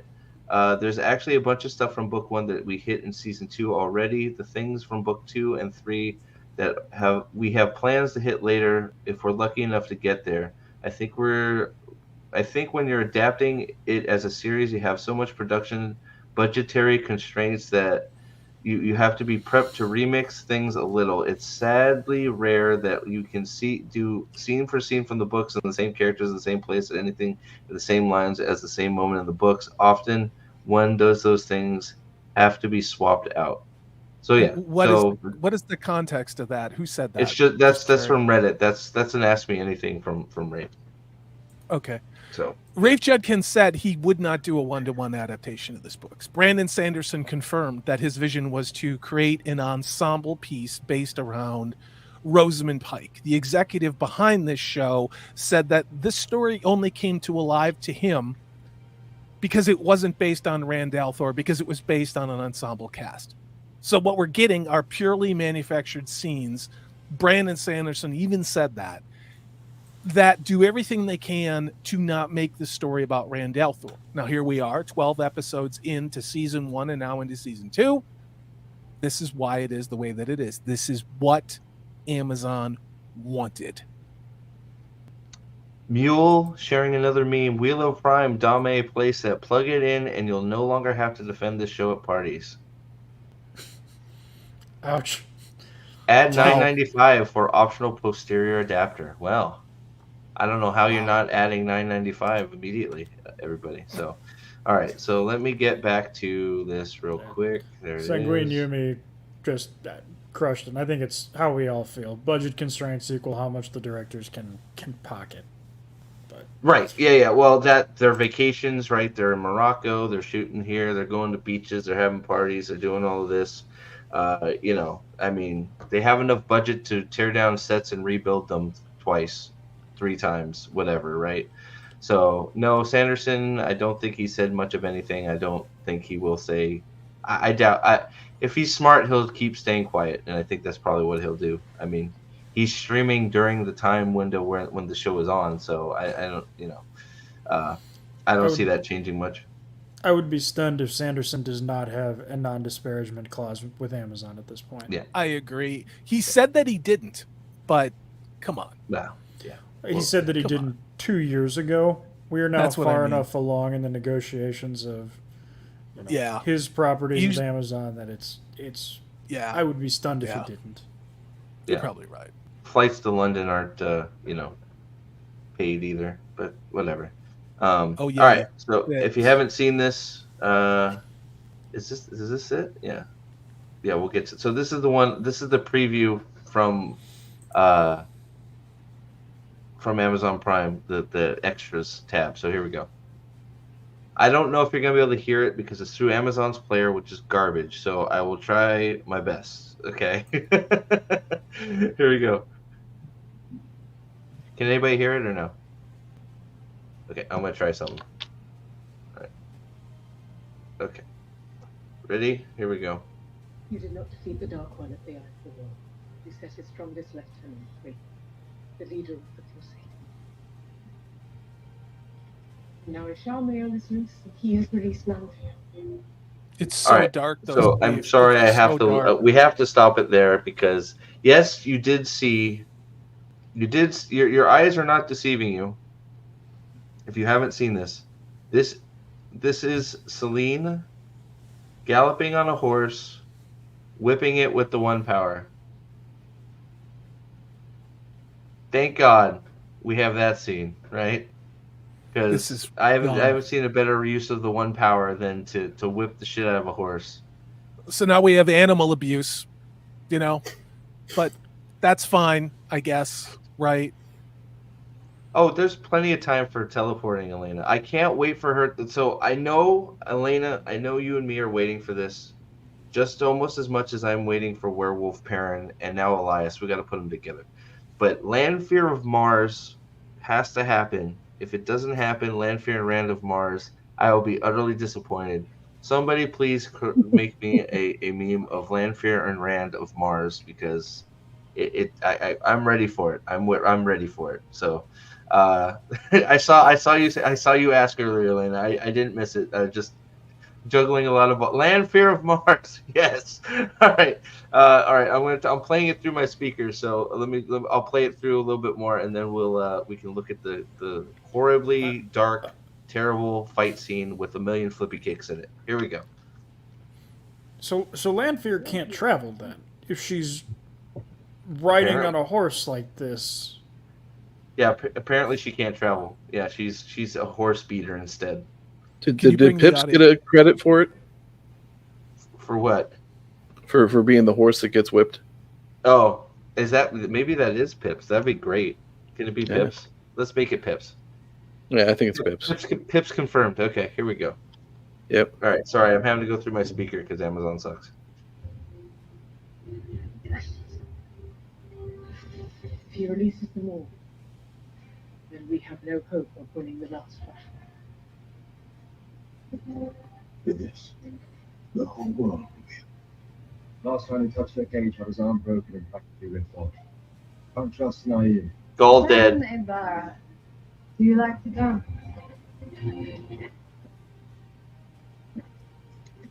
Oh, this is gonna be rough. Are you excited or what? Or what? She does a cartwheel too. I didn't realize she does a cartwheel. Let me turn the sound off here. So not only do we get a weird wheel thing, right? We've almost seen this whole fight. And Robert, I don't know. I lost my bingo card that was going, so I guess we could maybe we'll bring them up after episode 5 at some point when I'm doing a what's happening. But here we go. So Gaul is dead, confirmed. That's the number one thing because she's in the cage. God, Amazon's player is so bad. Okay, so there we have a flippy cartwheel. So we know we now have a cartwheel. We have a wheelie. We also have a jump knee kick to the back of the brain kick. I can't wait to see how many flippy kicks. I mean, we need a flippy kick counter. That's going to be a video after, you guys know it. I'm going to count all the flippy kicks in this one scene, and it's going to be like 20. I can't wait. I genuinely can't see shit. Why is every single fight in the dark? Game of Thrones. Well, that's the last season of Game of Thrones. Not all of them. I mean, right? House of the Dragon. House of the Dragon had the issue too. House of the Dragon had the fight in the second episode was during the day. During the day. Yeah. So I mean, any what is called Dame, Lady of the Balkans. It's called Dame. Damane. Good luck counting them when it's so dark. Yeah, it's every fight scene is completely dark. Yeah, choreography. Right. There it is. Napoleon's got it. Terrible, terrible, terrible choreography. Who do you think they're gonna kill? You think they're gonna kill Dane? I don't know. They may. But I mean, and then you can see. So also here, where is it? Let me go back to it. They're also playing up this. Is there horses? I can't see. It's so dark. Yep, yeah, there's horses in the ways. There you go. Yep. With 3 passed out young girls. So horses in the ways, confirmed. Yep. Wait a minute. I guess that's going to be. Sorry. I was confused for a second. I thought that the what we saw was going to be the beginning of the episode. Sorry. Oh no, I don't think what the flippy kicks. No, think maybe. No, the Lady Seraph and Leandrin. No, For some reason, I I- thought that was going to be the beginning of the episode. So yeah, that's my bad. no, I'm trying to They think. could do a What would the flashback thing, you know. Yeah, I think Cold the open. God, what would the cold open be for this? What's Dame? Pain. Pain? Pain is the cold open.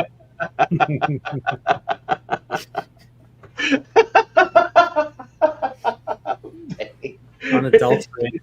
Oh my goodness! Like I can't even just like it's so bad, man. Like Yes, lanterns. What is the lightning about? Is this like a Van Halen concert? What are we doing here? well, it's like the waves. It's like the waves are tricky. It's like no, they're just no, they're not. Especially for you, you should.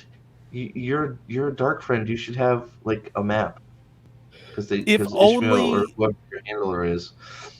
If only Robert Jordan had created a race that had built these and could navigate them. And then in your first season, you explained how to travel through them and what to look for eventually, so that when you got to a place like this, it would make sense. If only someone wrote a book like that, Steve. Yeah, well, they tried to do the guiding thing, but they didn't let it breathe. They just said there's a guiding here and it's destroyed, and then that was it. If I remember right, he runs into a guiding in season 1, doesn't he? Yep. Doesn't he? I don't remember, but It's they for don't. 2 seconds. Yeah, no, that's what I'm saying, right? He's exactly right. It's like, oh, it's a fence post, and then they just walk by it. It's like, thanks. Dr. Danny D says, shouldn't the Black Wind attack if they are shielded in the ways based on the previous season? It's great to see. Correct. Yeah. Correct. 100%. Well, do we even know if they're shielded or are they just dead? I guess it doesn't really matter. Oh, maybe that's how she got them through the way. She killed them, and then she wakes Nynaeve up first to revive everybody, or Egwene, since they both can do it, right? So they just revive. They do CPR, since there is a male here too. So I'm assuming they know CPR. So and she'll use the shocky hands technique, right? Like she's a defibrillator, and she'll resurrect Nynaeve, and then she'll go Rah! And she'll heal everybody in a country mile. I am a huge fan of the implication that Leandrin knocked them out and is just dragging them through the ways by herself for... I'm assuming that's going to be several days and they're just going to have stayed unconscious. Like, yeah. It's like, I got lost. It's like, man, it's like they've been knocked out for 3 days while you wandered around the ways getting lost. Are you sure they're not dead? And it's like, well, yeah. They would have pissed themselves at a minimum. They would have pissed themselves. I'm also fascinated to see what we are doing here with the Horn of Valir. Like, have we? Oh, the fact that it's game over. Yes. Yeah. Like, I'm pretty sure Turok. Well, I guess Turok sort of has it on the shelf, but there's no Empress for him to wait for to give it to. And he's saying we'll now take over the world because we have the Horn of Valir. So. Wouldn't that be first priority in this world anyways? I mean... Have we seen one image of the Horn of Valir at all anywhere? Because I wonder how they're going to interpret horn, you know? Yeah, no, I don't think we... I have a short where I make fun of it and it's a crushed French horn, but I think that's the closest thing we have, we have to it, because we haven't seen it. It's gonna watch. It's a trumpet. It's like, what the hell? You're giving away too much credit, Steve. Kid's saxophone. That's what's gonna be. It's a kazoo. It's a kazoo. Yeah, why not? Yeah, why not? Might as well be. I mean, it's so dark. I mean, how much? I think we've now seen all of this fight. Okay, wait. I have to. So, guys. I know from the other one we looked at, we were counting white cloaks. Okay?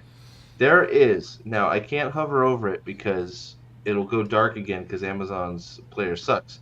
1, 2, 3, 4, 5, 6, 7, 8, 9, 10, 11. There's 11 white cloaks. 11 white cloaks, and they have them surrounded. They're dead. Or at least recaptured. Or at the very least recaptured. This is where Avienda turns into the Blazing Saddles, the Waco Kid. It's just like just John Wick.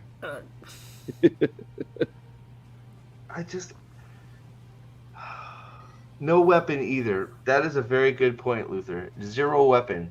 But eventually, wait a second. Eventually, hold on. Let me see if I can find it. I'm gonna have to go back way deep for ladies. For that video Trip shared me here. Let me see if I can find it. Because Perrin gets a hammer. Here it is. She slowed it down for us too. We're gonna play this right quick. If you haven't seen this, Trip slowed this down for us. So it's not the same scene for eagle-eyed viewers here. Here we go. So there's your first look at Dane with it. Oh wait, there was the behind the behind the head knee technique that she's employing here. Well, he made sure to lower his head so that it didn't hurt him. Oh, don't be worried. Don't be worried. Yeah, it's just where did his head go? It's so it's so full of missed cues, and it's bad. Prophet of the Dragon, what are you talking about? Don't you remember Rand's Prego Mama in active labor took down a platoon? You're right. Yeah, seriously.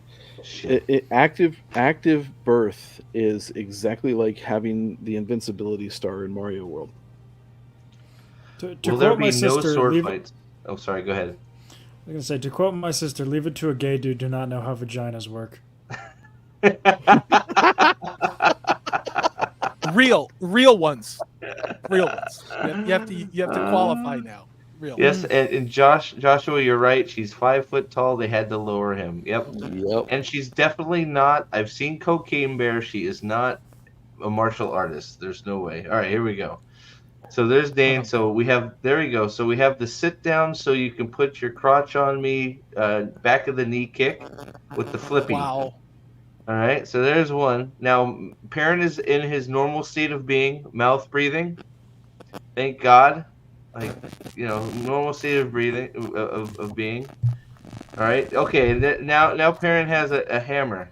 Have you seen the hammer? There you go. You might not be able to see it. It's so dark. But it's not a black. It's like what kind of it's like a hammer for like. Is he building a railroad?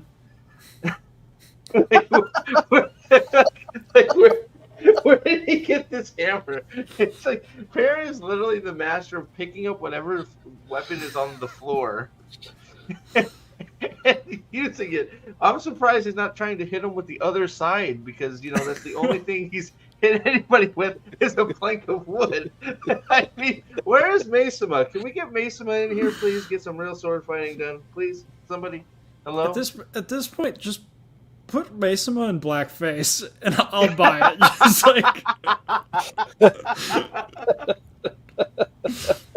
Just like, have her call him Perrin, so that I know what we're doing. But oh gosh, just go with it.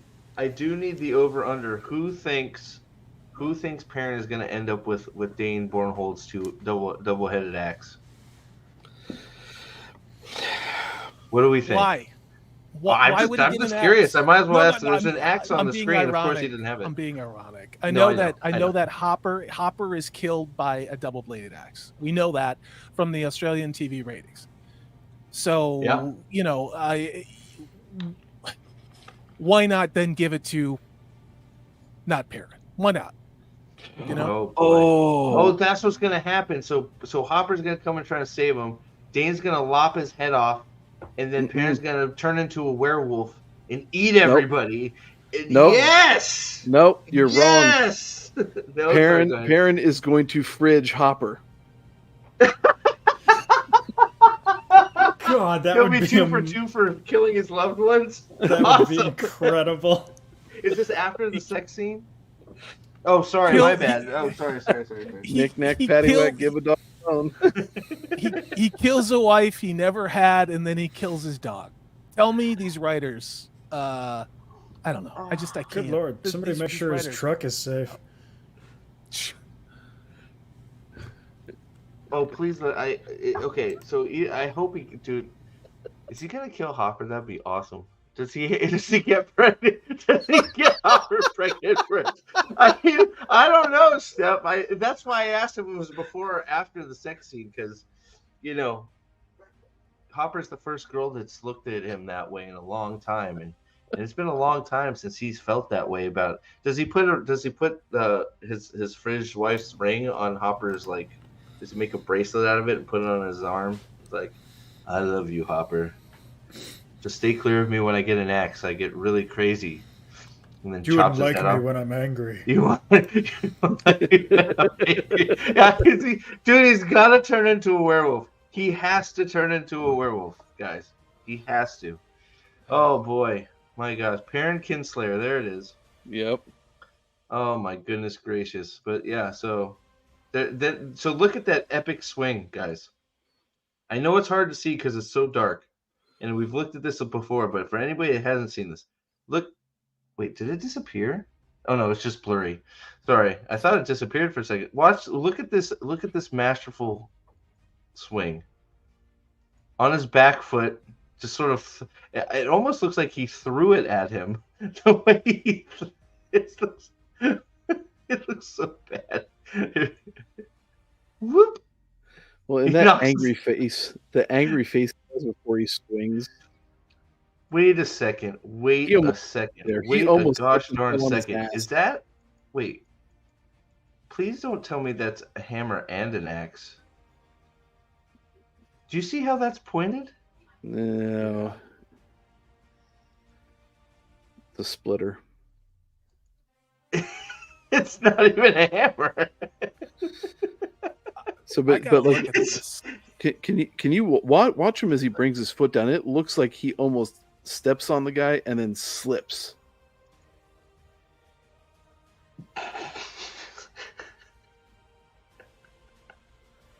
I'm so glad we have choreographers for this.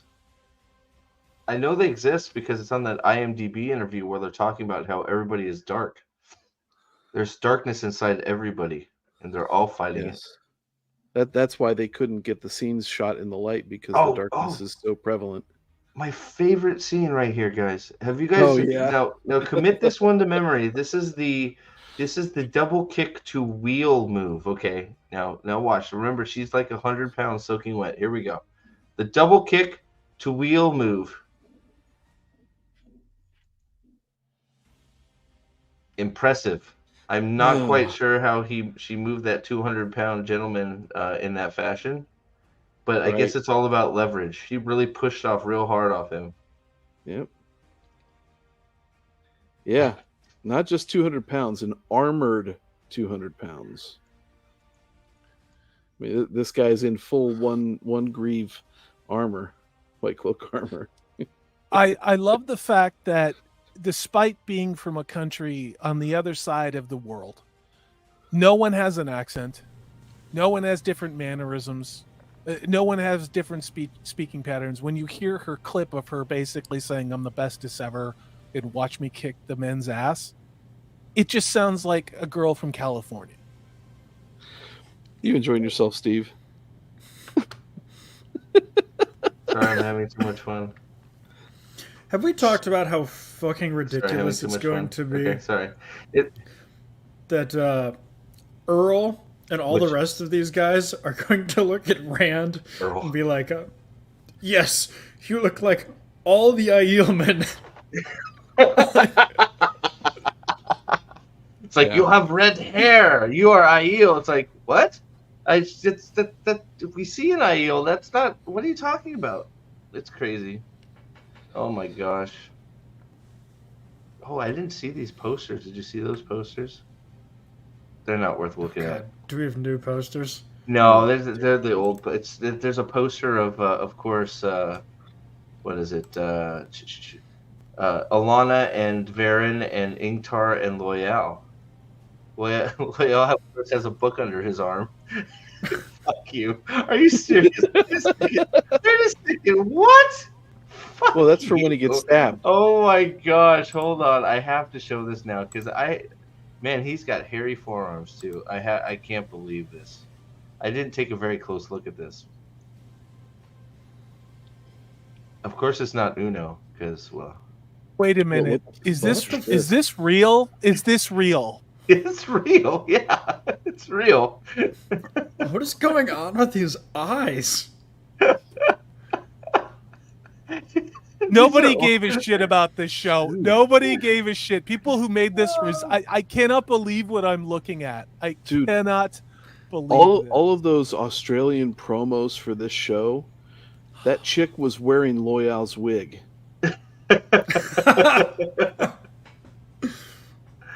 Oh no, you didn't, Trip. Send away. Apparently, Trip's going to show. Oh.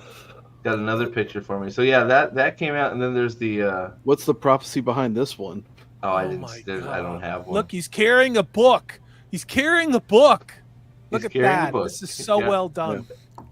Who looked at that and went, everybody ripped us mercilessly for the hair on his head, so now we're going to give him a beard. What are we doing? Does anybody not understand perspective? Look at how bad the perspective is on this shot.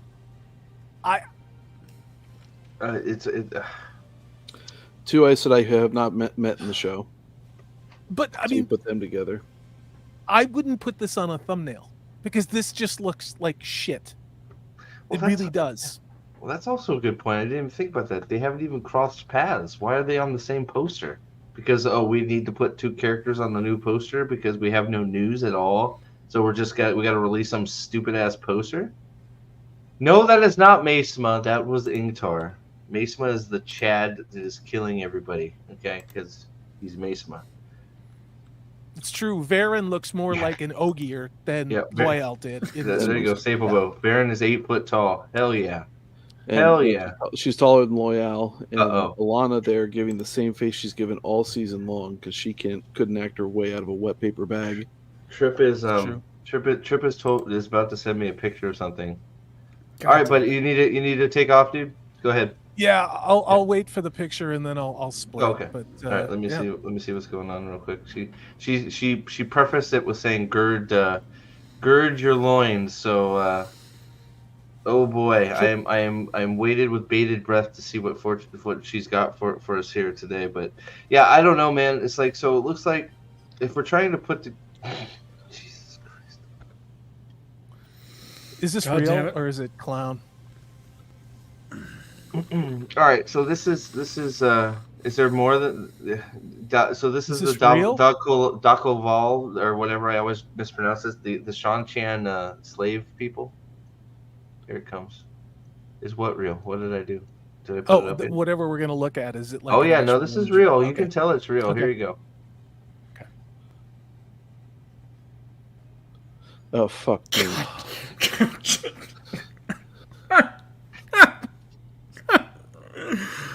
Come on, guys.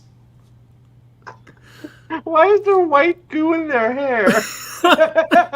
Who came in their hair and then it's like, is that what they do? They just say, line up, we have to do there's a new slave that's come in their hair and not wash it out. Now we know why Leandrin was like, what you do to these people is an abomination. Dude, award-winning costumes, everybody. Award-winning. Is that a chain going from their nose to the pacifier? Bro, why do they have fucking golden bones in their noses? This is the most racist thing I've ever seen in my life. Rush Limbaugh got fired for making the joke that this show did unironically. Well, and look at the guy on the right. He's breaking the fourth wall, going, "What the fuck am I doing?" He's like, "This is not what they explained to me in my contract." Don't you love how they separate everybody by race in this show? It's so painfully obvious. Oh God! You know, in Robert Jordan's world, race wouldn't matter. Nationality would matter, like the Aiel and the Karhians and others. I don't understand. Steve, what the fuck is on their heads? Is that a doily? Is that Cool Whip? Who fucking knows, right? It's just and like, why is that one dude rocking the high and tight? And he's like, is he like the head dude, slave? I mean, these are neither. These are the slaves. These are the. That's what I mean. These are the Daco Vale. It's God, I can't wait to see Bail Doman dressed like this. Jaina, you're not wrong. Jaina, you're not wrong. Oh my gosh. We now know why they're not marketing this show. We now know why they pulled the titles from season 1, because they didn't want to pay royalties. And I'd said that on a live stream. I am now convinced that somebody at Amazon said, whatever money we can cut off of this, like residuals or anybody watching an appearance of that complicated weavy thing they had for season 1, fuck it. I want you to hire some temp workers, give them 8 hours worth of work, to screw around on a PC, and then just do that. And then I literally think they're like, marketing, yeah, who cares? Okay, like posters, like whoever's in charge over there probably had his 14-year-old daughter like make the poster of the show, because there's no point throwing money Amazon doesn't have anymore into shit like this. Someone convince me that I'm wrong, because this is fucking embarrassing. This is garbage. Just imagine what we're going to get in the Rings of Power season 2. I can wait. I can too. That is brutal. This is going to haunt my dreams. It's going to haunt my dreams. I don't even know. It leaves you just speechless. It's like, what am I looking at? Like, Step, good question. I don't know what this is. Like, everybody's asked the same thing. What the hell is that in their hair? Like, is it paint? Is it paint? And why? There are, in some third world countries, some mixtures that you can put together for lice. Okay, there's a de-licing process that involves something like this. Are these new slaves that just got their brand new golden bone through their... It's just... Like, and they had lice? I mean... How do you make fun of something so bad? How can we... What is happening? Maybe that's the chick that Gorilla glued her hair to her head. Yeah, right. The guy on the right looking deadpan into the camera like, what the fuck are you people doing? What is happening? Let's get some what is happening. That is quite literally the look that black people give woked out white people when they're being insane. Like, yeah. I don't even know what to say. Like, what the fuck? This hurts my soul as a human being to know that another human being is capable of this. Well, it's like we've seen these like from afar, but this is like extreme close up now. It's like you can't unsee what you're looking at. It's like, why do slaves have gold shit on them? Like, let alone like, that's gold jewelry. Why is there gold jewelry on a slave? Yeah. Dr. Danny D says the white guy on the right, does he have mascara on? I don't know. He could just be a very Italian gentleman with big old eyebrows. It looks like it's... Dude, it looks like all of the white ones are wearing mascara. Yeah, it does look like... Oh, you're right. And lipstick. Look at the one in the back on the left. Looks like they're wearing black lipstick. But I don't know. I mean, again, this is haunting. No, that's probably the mouthpiece in the shade. Okay. Who knows? I mean, they could... Who knows? They could also have butt plugs in, for all we know. Who knows? Like, it's like...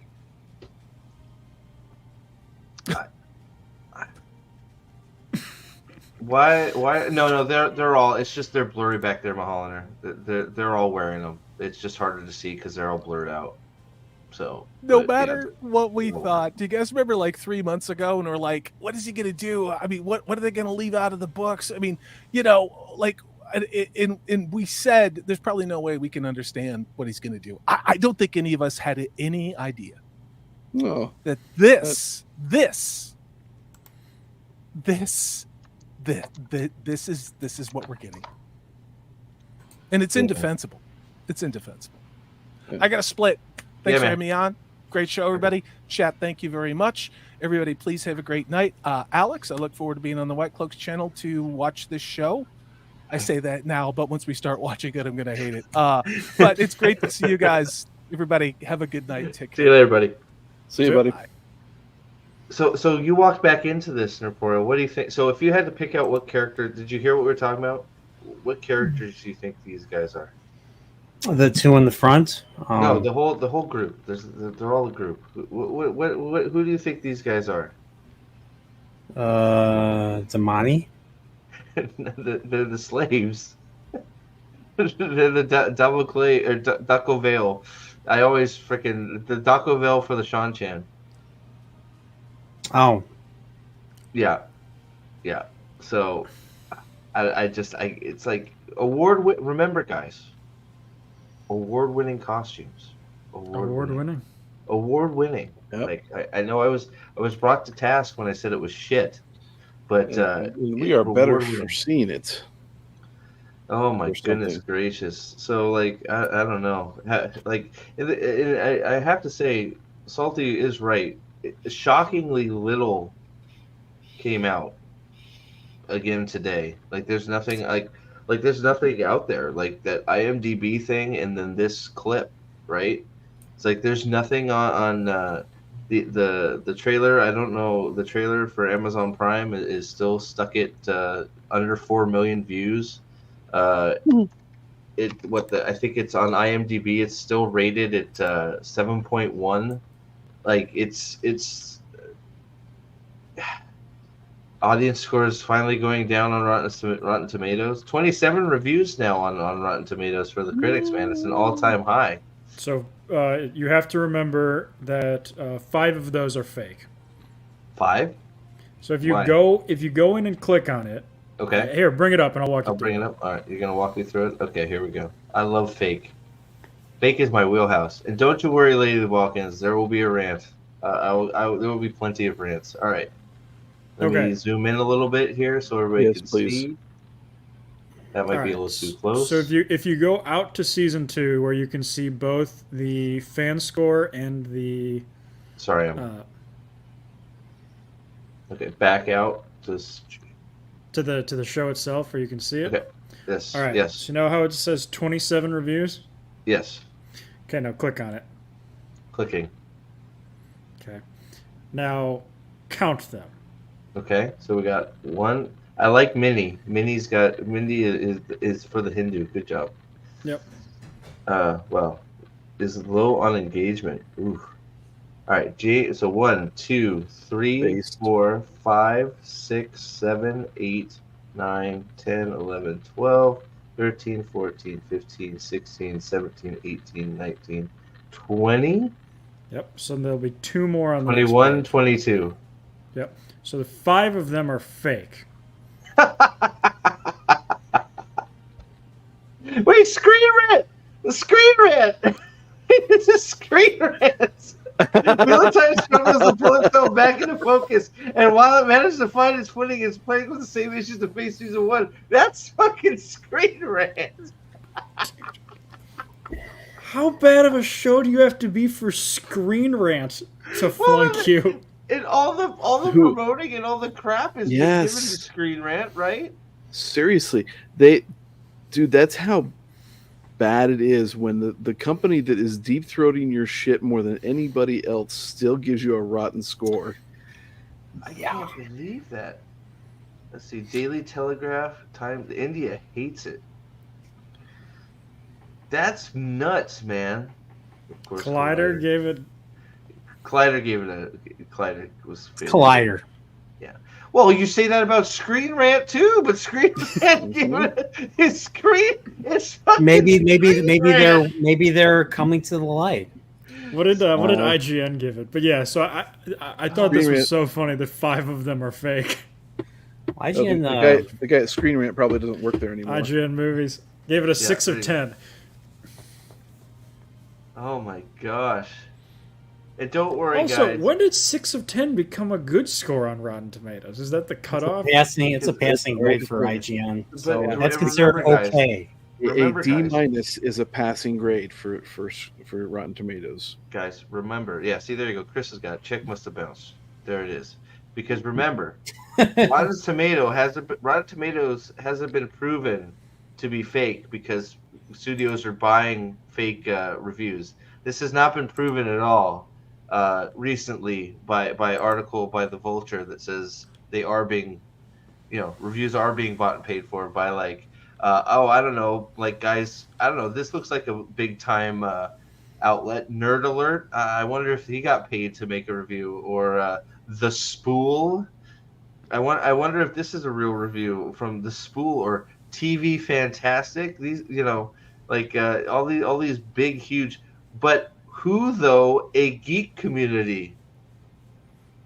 Didn't even bother to give it a score. Just threw a tomato on there anyway. Ready, Steady, Cut.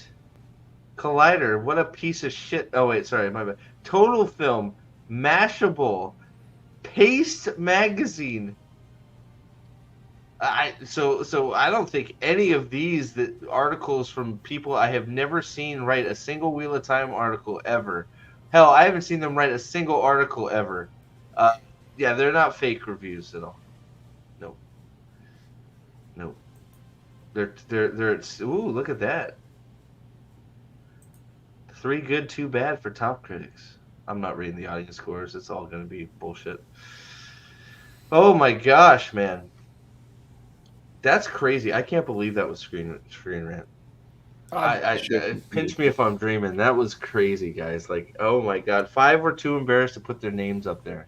How is there an 80% audience score? How is there an 83% audience score? Dude, it's bots, man. If you go through and if you go to the first page where they started bringing them up and just start clicking on 5-star reviews, every single one has only rated Wheel of Time season 2. All right, what do you want me to do? This one right so if here. You go to if you go to the last page when things started dropping. All right, how do I get? Because the way that Amazon does it is they drop like 10,000 5-star reviews early on. Oh man, how am I going to get to the last page? Jeez. What is the That's a lot of URL clicking. up top? Is there? What is it? If you click on it, what does it say? Is there a way to jump to the back with? No, it doesn't. It doesn't look like it. Yeah. Okay. Yeah, I'm not going through all those. There's a lot of 1 stars though. Yeah, there's a lot of 1 stars here. It's a banger. So if you just click on Anderson M, I'm kind of curious. How many things has Anderson M ever reviewed? Okay. Old Henry. Huh. Okay, that might be a person. A little bizarre choice, but either that or they're on the watch list.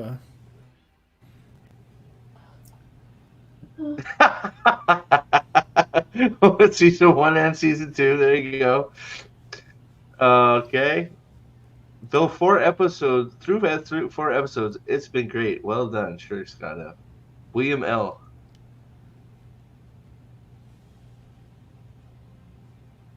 Yep. Bot. We're 2 for 2. We're 2 for 2. I'm not picking or choosing here, guys. We're just going. Daniel C. No, this is gonna be a real person. Nope. No, it's not. Read that. Read that comment. There's no one that screams. I didn't read it. I should have read it. Sorry. Okay, here, let me read it. Who was that again? What? Daniel C. Daniel C. As an avid lover of both the books and the first season, this season has been a treat so far. You can tell a higher budget and closer attention to detail are both prevalent, and this time around the wheel weaves and he ran out of time, I guess. An avid lover who can't even fucking rate the first season. 30-year book reader. Ooh. Yeah, so you can almost get the script, but a lot of them are, as someone who loves the series, I cannot tell you enough how wonderful this TV show is. Don, here's a real. It was marginally better than the first season. It went I went in with no hope for the improvement given the first season finale, but the pleasantly surprised that it was watchable. Honestly, he gave it a 1.5? Holy shit! Don V is a fucking savage. Yeah. But still, 1.5 is watchable. Is watchable for you? Fan fiction garbage that takes magnificent story and ignores most of it. There it is. Brad B. So out of He's curiosity, real. if we click on Brad B, what is Brad B? That's probably fair. Oh, he just came on Damn, to rate that both of dude. those, so maybe that's a bot. Is there more? Nope, just those. Nope. This Maybe has the worst gone up of- too. God damn it, Nathan. You didn't tell me you were review bombing this. Oh my god! Is it big up? Matthew, was that Matthew? Who was that? Was David E? That was Brad Oh B. wait, I that was think you Brad clicked B. on. What about David E? Are we review bombing? No, Yeah, there's we another are. one. Oh man, we are. That's okay. I don't care. Yeah. I didn't leave. Stewie B. There you go. That's a 2-star. Let's see if he did. No, just here for that. So, I don't know. It's one of those things. Well, but what it's does like show, whenever you look at the. Yeah, go ahead. Okay, well, what it does show, I think, is that we already know that this show has no interest engagement whatsoever. It is plain to see. And so when we see that so many people are disinterested and a lot of other people are pissed off, and then you turn around and you see that 88% fan score, audience score, you can kind of understand that even if we go ahead and just take it for granted that there are a lot of people that are positive reviewing this shit, which isn't really a whole lot anyway, that means that the people who don't like it are so disinterested in even watching or paying attention to the show that they can't even take the time to go and pan the shit out of this on Rotten Tomatoes. I mean, I haven't. So you can look. I mean, those two tell you two things. The fact that this has lost 80% of its reviews from season 1 to season 2 from both critics and the audience speaks volumes. And the second thing is, guys, it's season 2 of a show. It's a self-selecting sample size. The vast majority of people who gave this a 1 or a 2 on season 1 ain't coming back. Like, no shit, the people that like it came back. The fact that it's not higher is embarrassing considering how many people, only rate things 1 or 5. Like, yeah, well, it's I don't know. It's one of those, you can only take review shit with a grain of salt anyways, right? Because it's like, it goes both ways a little bit, but it's just like Rotten Tomatoes is the worst. And that, it's one of those we've been saying for years and years and years. Everybody's been saying that Rotten Tomatoes spot paid for. Well, Now it's not just in theory. There's proof that some things are bought and paid for. So guess what? If that's now the rule. So if one small studio's buying reviews, do we really think the bigger studios aren't buying reviews too? Not a chance. So it's one of those things. And look, we have eyes. Trip even told me that some of the stuff she's spying on people. Super Spy Foo, by the way, they're basically saying, "What the hell is this?" and then having to remind themselves that they're supposed to like it. So it's like, when the hood's up, you can see that people are really feeling about it. They don't really. It's terrible. Traveling confirmed. Well, Lanfear can't travel, so if Lanfear can't travel, then no. I mean, Lanfear's whipping a horse to death. Yeah, not until Nynaeve or Egwene rediscover it. Yeah, so right. So it looks like we were completely wrong, because I thought that we weren't going to have Fall May at all until episode 6. Like I thought last time we talked, we sort of thought that they would be coming out of the Waygate at the end of the episode. Maybe they still are. I guess it's possible that they're still coming out of the Waygate at the end of the episode. I guess Leandrin has to meander the ways with them for a whole episode, grunting about dragging 3 dead people. So you gotta think that scene we got is the end of the episode, right? I guess it has to be, right? It has to be, right? Steph got it right. Yeah, Land teleported to Nynaeve in season 1. I am so mad that they fixed the editing error in episode 4. I didn't record it as we were watching it. I had to record it later. So they fixed that goddamn error. It was so funny. Which one? The one where they used the Nynaeve looking at her ring cut twice. Oh shit! Okay. So there's the scene where Egwene is talking to Nynaeve and she walks in and she looks at the ring. There's like a half of a clip of Nynaeve like doing something, and then it cuts back and it plays that same Egwene clip again, and then it continues on with the Nynaeve clip. It was really funny, and then they had to take it down and re-upload the episode to fix it. What, man? Did this all happen? Like, is this what the delay was, or no? Is this happened later? No, they published it and then they only took it down and replaced it when people started calling them out for it. Dude, Land teleports everywhere in season 1. He teleports from a room eating dinner behind Nynaeve and goes, "Hey, what's up?" Like, I remember watching that and going, "Why the fuck did Land teleport?" Yeah, episode 7. There you go. You know, and that's the teleport I'm thinking about. They're sitting there eating dinner with the Malkier, refugees or whatever the hell they are, and he just she's spying on him, and then he just shows up behind her. It's like, how the hell did you get there, bro? Right. Lan is a dark friend confirmed. I'm surprised. So Min's not going to be in episode 8 too. That's sort of interesting, considering she's with Matt. Huh. I don't know. I have no idea what's going to happen anymore. Not that I had any idea what was going to happen before, but like it's now all in play. Like I don't even know. Yeah, it's all we know is that it's only going to give passing nods to the book, and pretty much we've been almost completely lied to about using book 3 outside of Avienda being in the show. Well, that and being at Adelais's, since Van Dien is dead, being at Adelais's cottage without any Drakkar.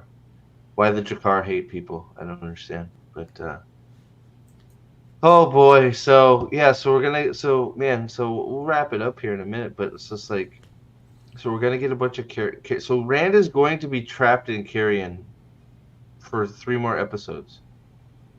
Yes, that is crazy. How do we know that? How do we know that? So let's see. How do we know that? So we know that Barthanas is in there. Barthanas, yeah, that's what it was. Yeah, Barthanas and Sawan. So Barthanas is cast for the next. So that's Barthanas Damodred. So her was that cousin? So Moraine's cousin, half brother. I'm sorry. So if he's cast, that means Moraine has to be there. Otherwise, there's no point. Yeah. So got to be trained by Logain. Well, and there's also that Logain is in there for episodes 6 and 7. So Logain's not gonna go with Rand to frickin'.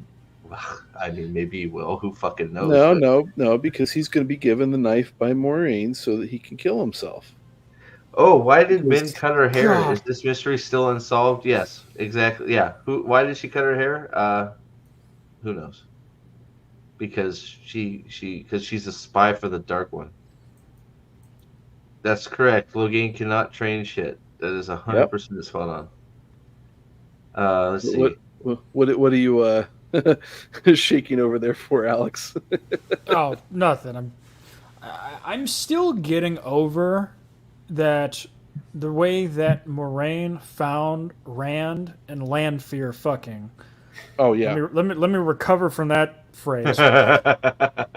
Was that Moraine's sister just knew where they were? Yeah, she's like, yeah, they're fucking in a barn. It's like, what? Yep. They're at their private vacation house 2 days ride from here. You here, let me give you a map. I'll write it on there. You can't miss it. Yeah, because she knows who. Why would she know who the fuck Rand is? Right. Why would she know exactly where they are? Yeah. Look, I'm telling you what, the jump to conclusions map that is inside Rafe's studio has got to be fucking enormous. Yes. It's nuts, man. Like, I and what has really happened, too? Like, this isn't the meme. What is happening? But what has really happened? We're 4 in. Moraine is now with Rand and Carheen. Matt is leaving the tower. The girls are dead. Finally. Min is a dark friend. Yeah. Yeah. That's... Like, just think of the stupidest thing you can think of and it's going to happen.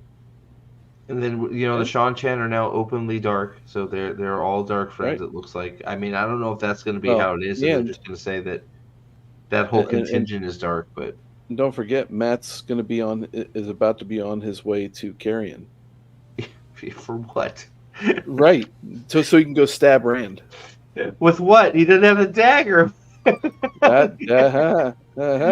Just wait. I wouldn't be surprised if Podden Fane shows up in Carrion to give him the dagger, and then hightails it over. Is that him on the horse? That scene with the guy on a horse going into Tarvalin. Maybe it's, you think it's Fane and he's going to give him the dagger back and be like, "Here, you could use this, bad boy. Do some bad things." He's like, here's your butter knife back, and then I got to go to Falme. Please tell me how did Lanfear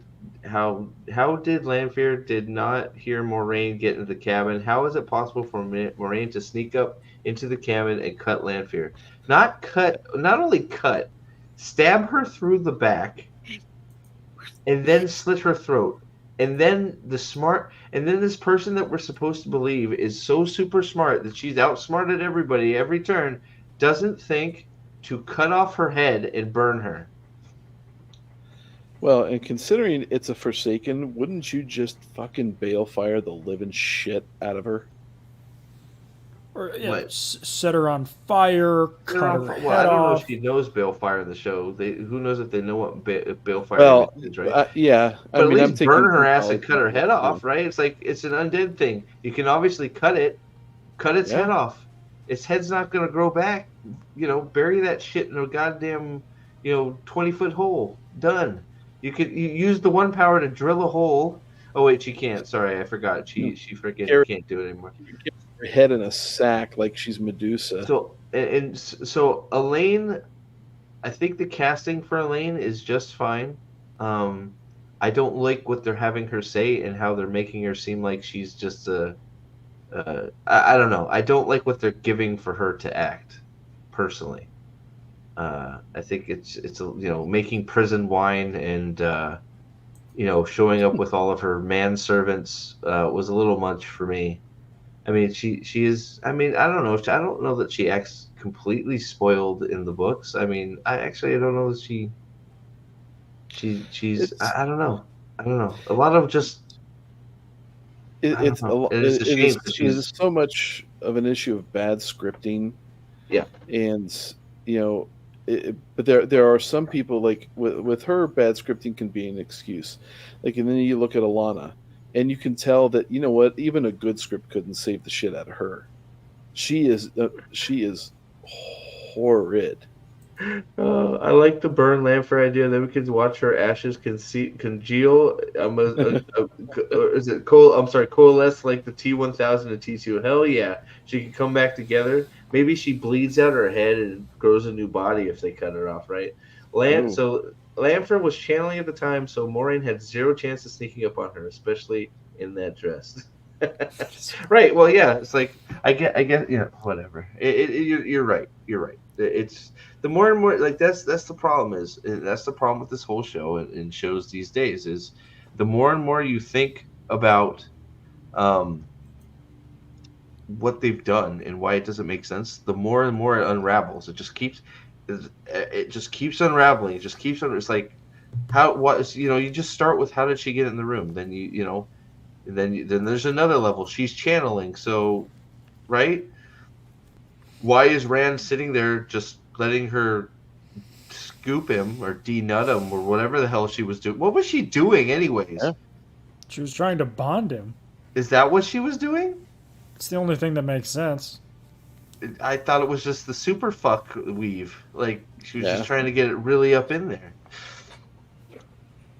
And how did he not see her too? Like see Maureen walk in the room and be like, "Hey, what are you doing here?" Okay, so here's a question. Get out, Mom! We're kind of busy. Here's a question. If she was trying, are we going with trying to bond or did bond? God, if she bonded him, that would be awesome. I bet you they're bonded. And that's why she's like galloping on the horse. She's going to be hot on their trail the whole time because she's bonded him. God, that would be so fucking bad. It fucking would be the way the show would do it that he wouldn't recognize it. Oh, yeah. Just no idea. Right, and then they could say, well, we did the thing where Rand got force bonded. We just changed. We had to make it Lanfear so it worked, right? Because that's what they like doing. They like taking stuff and then bastardizing it and then saying, "Oh, we did it. God. It's from the books." Man, I got so many things. You just gave me a terrible idea. Rand and Lanfear are going to channel at each other, and it's going to cause an explosion that breaks Moiraine's shield.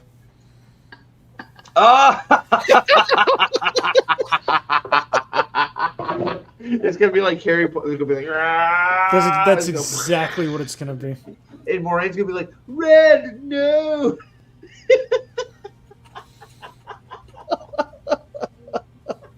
I don't know why you're laughing. This is... It's so bad. I haven't seen it yet. It's Nick, so horrible that it makes sense for this stupid fucking show. It's crazy, man. Oh god. Did she used the true power apparently? Apparently she has saw in her eyes. Trip linked me the black eyes. It's stupid. It's there, but like if I wasn't specifically looking for it, there's no way you would see it. It's so fucking dark. Yeah. So Dr. Danny D, the seal, no. So they're completely changing. There are no seals. They're all just each I can't believe I'm saying this. Each Forsaken is in a prison. Okay, just follow me here for a second. Each Forsaken is in a prison, their own individual prison, which there is a special pass key that they have to utter underneath it to free them. So Ishmael is going around the world trying to find these pass keys to free all the Forsaken.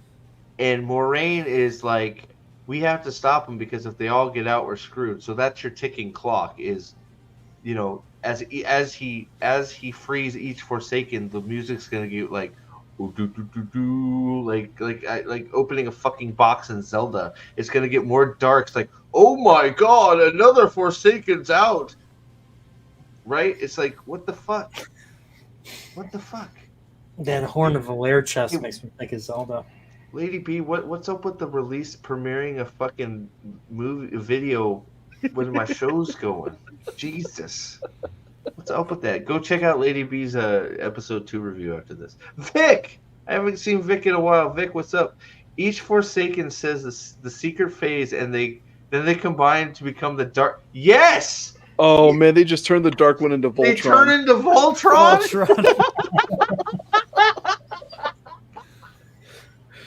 By your powers combined, I am Captain Randland. Oh God! They just melt together, and Lanfear's like the fucking left leg, and Ishmael's the head. Oh shit!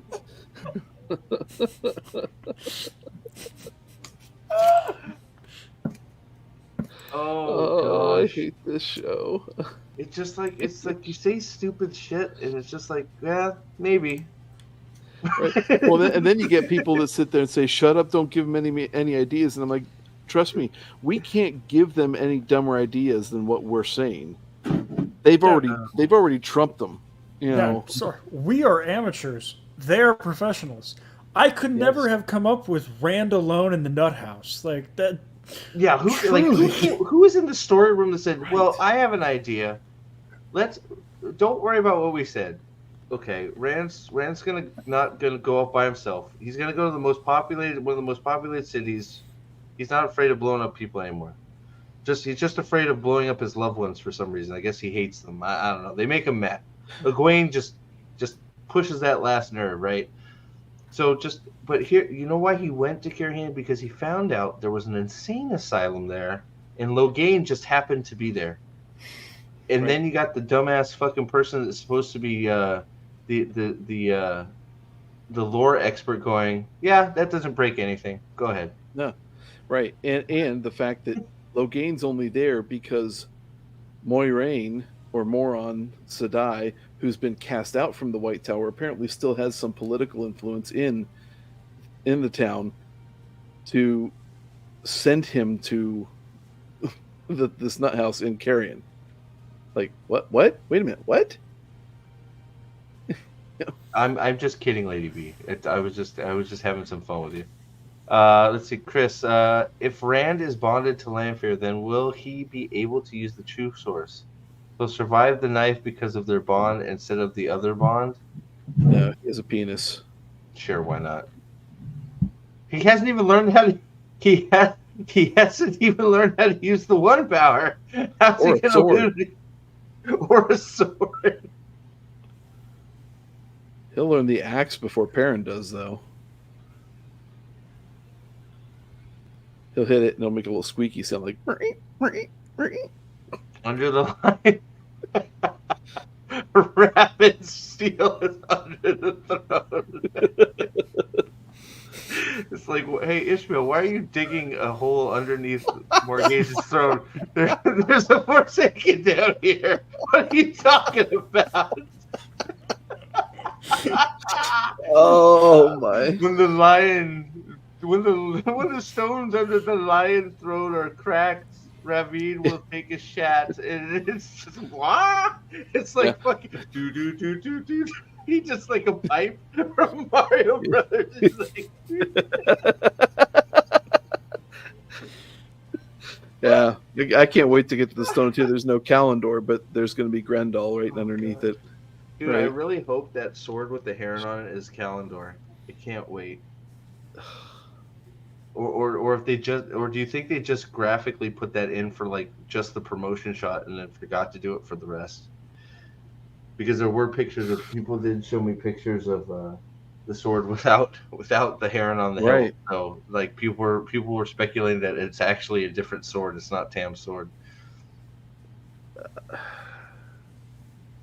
They probably didn't. No, it is Tam's sword, but Tam's sword didn't have the heron on the handle. So,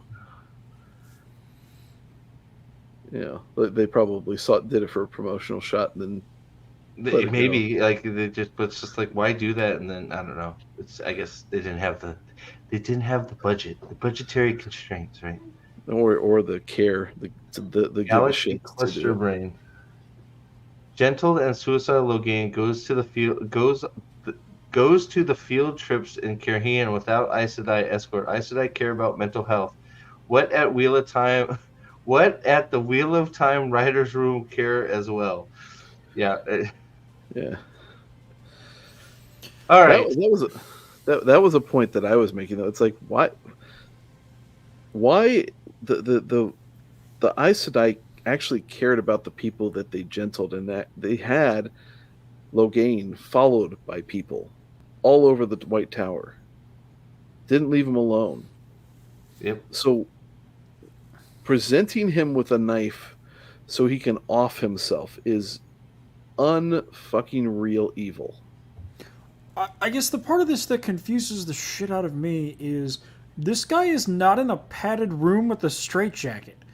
He could drown himself in the well. He could set himself on fire with the candles. There's like 7 places that he could hang himself from. He could climb one of those trees, get on the roof, and swan dive off it. We could climb one of those trees, get on the roof, and fucking run away. Like, is there a reason he can only kill himself with Moraine's knife? Like, well, why does she need his permission? Like, who gives a fuck? Like, I give you permission to kill. It's like, what? What? Why? Who? What? Who cares? Why does he need it? Because Swan said so. I guess my other question is, she's doing all the shit talking to him. Dude, take a run at her. What's the worst thing that happens? She wraps you up in air? Like, she's probably going to blast you back 100 feet. You might snap your neck. I mean, he doesn't know that she can't channel. He doesn't know that. Yeah. Right. Try it. What's the worst thing that happens? She stops you? Yeah. Yeah. It's just, again, you start thinking about stuff, the more it unravels. Like, you just think, why does he do that? Why isn't he doing this? Why is he doing that? Well, again, you're thinking too much. Just that's the story. Accept it. Eat that shit.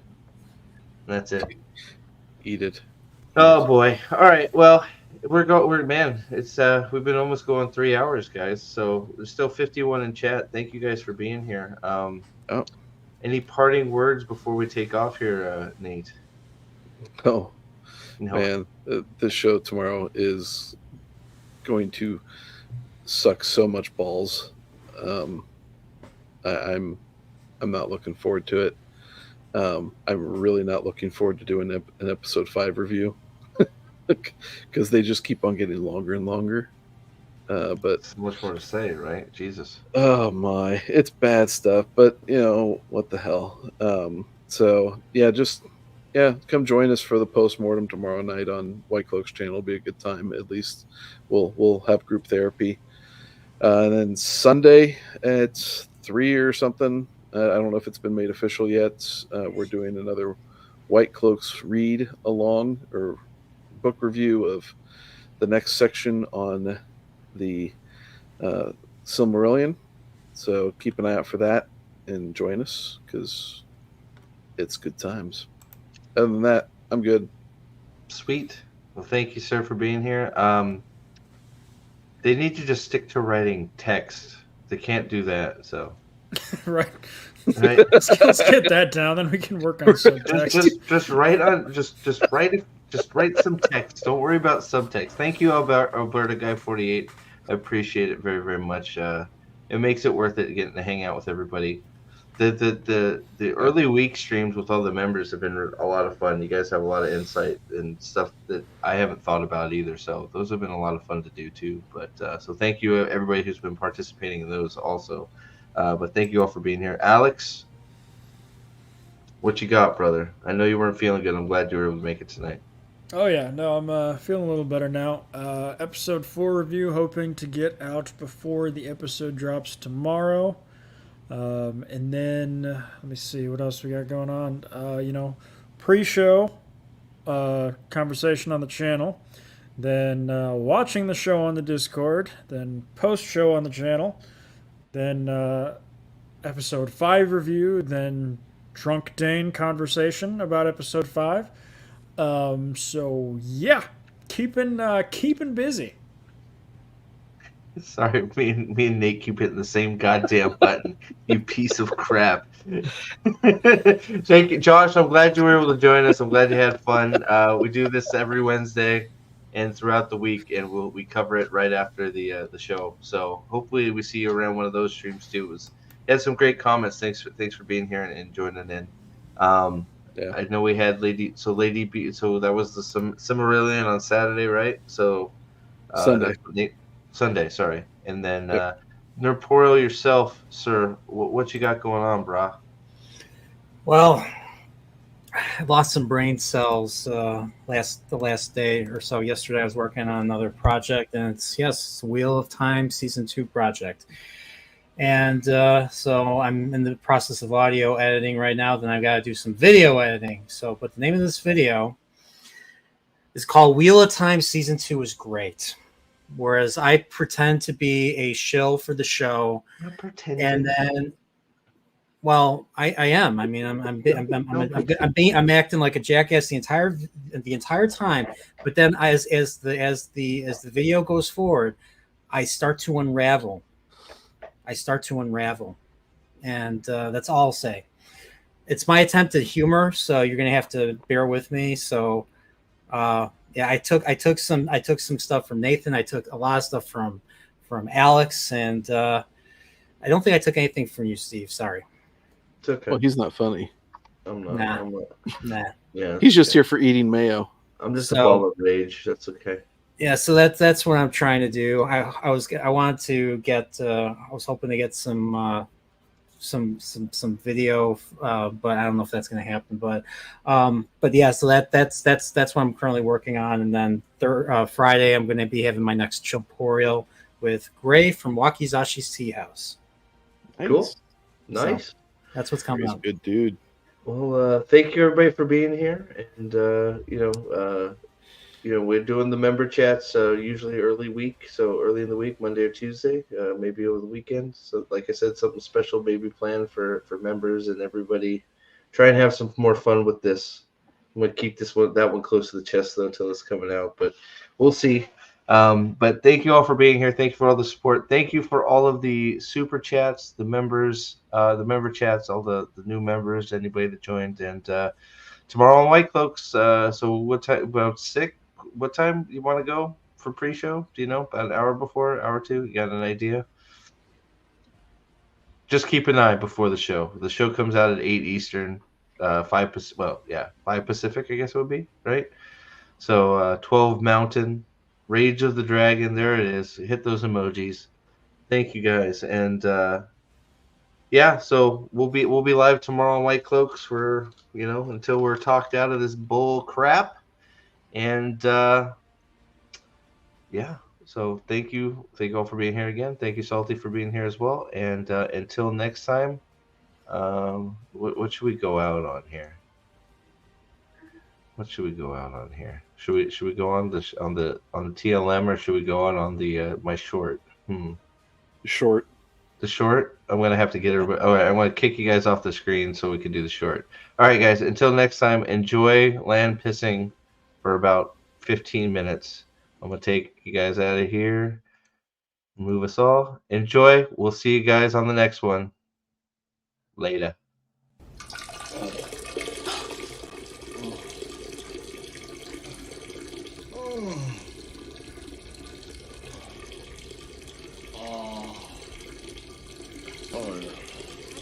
Could be a record.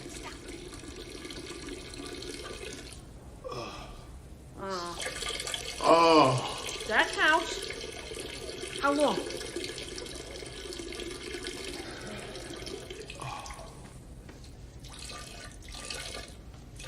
Keep doing it.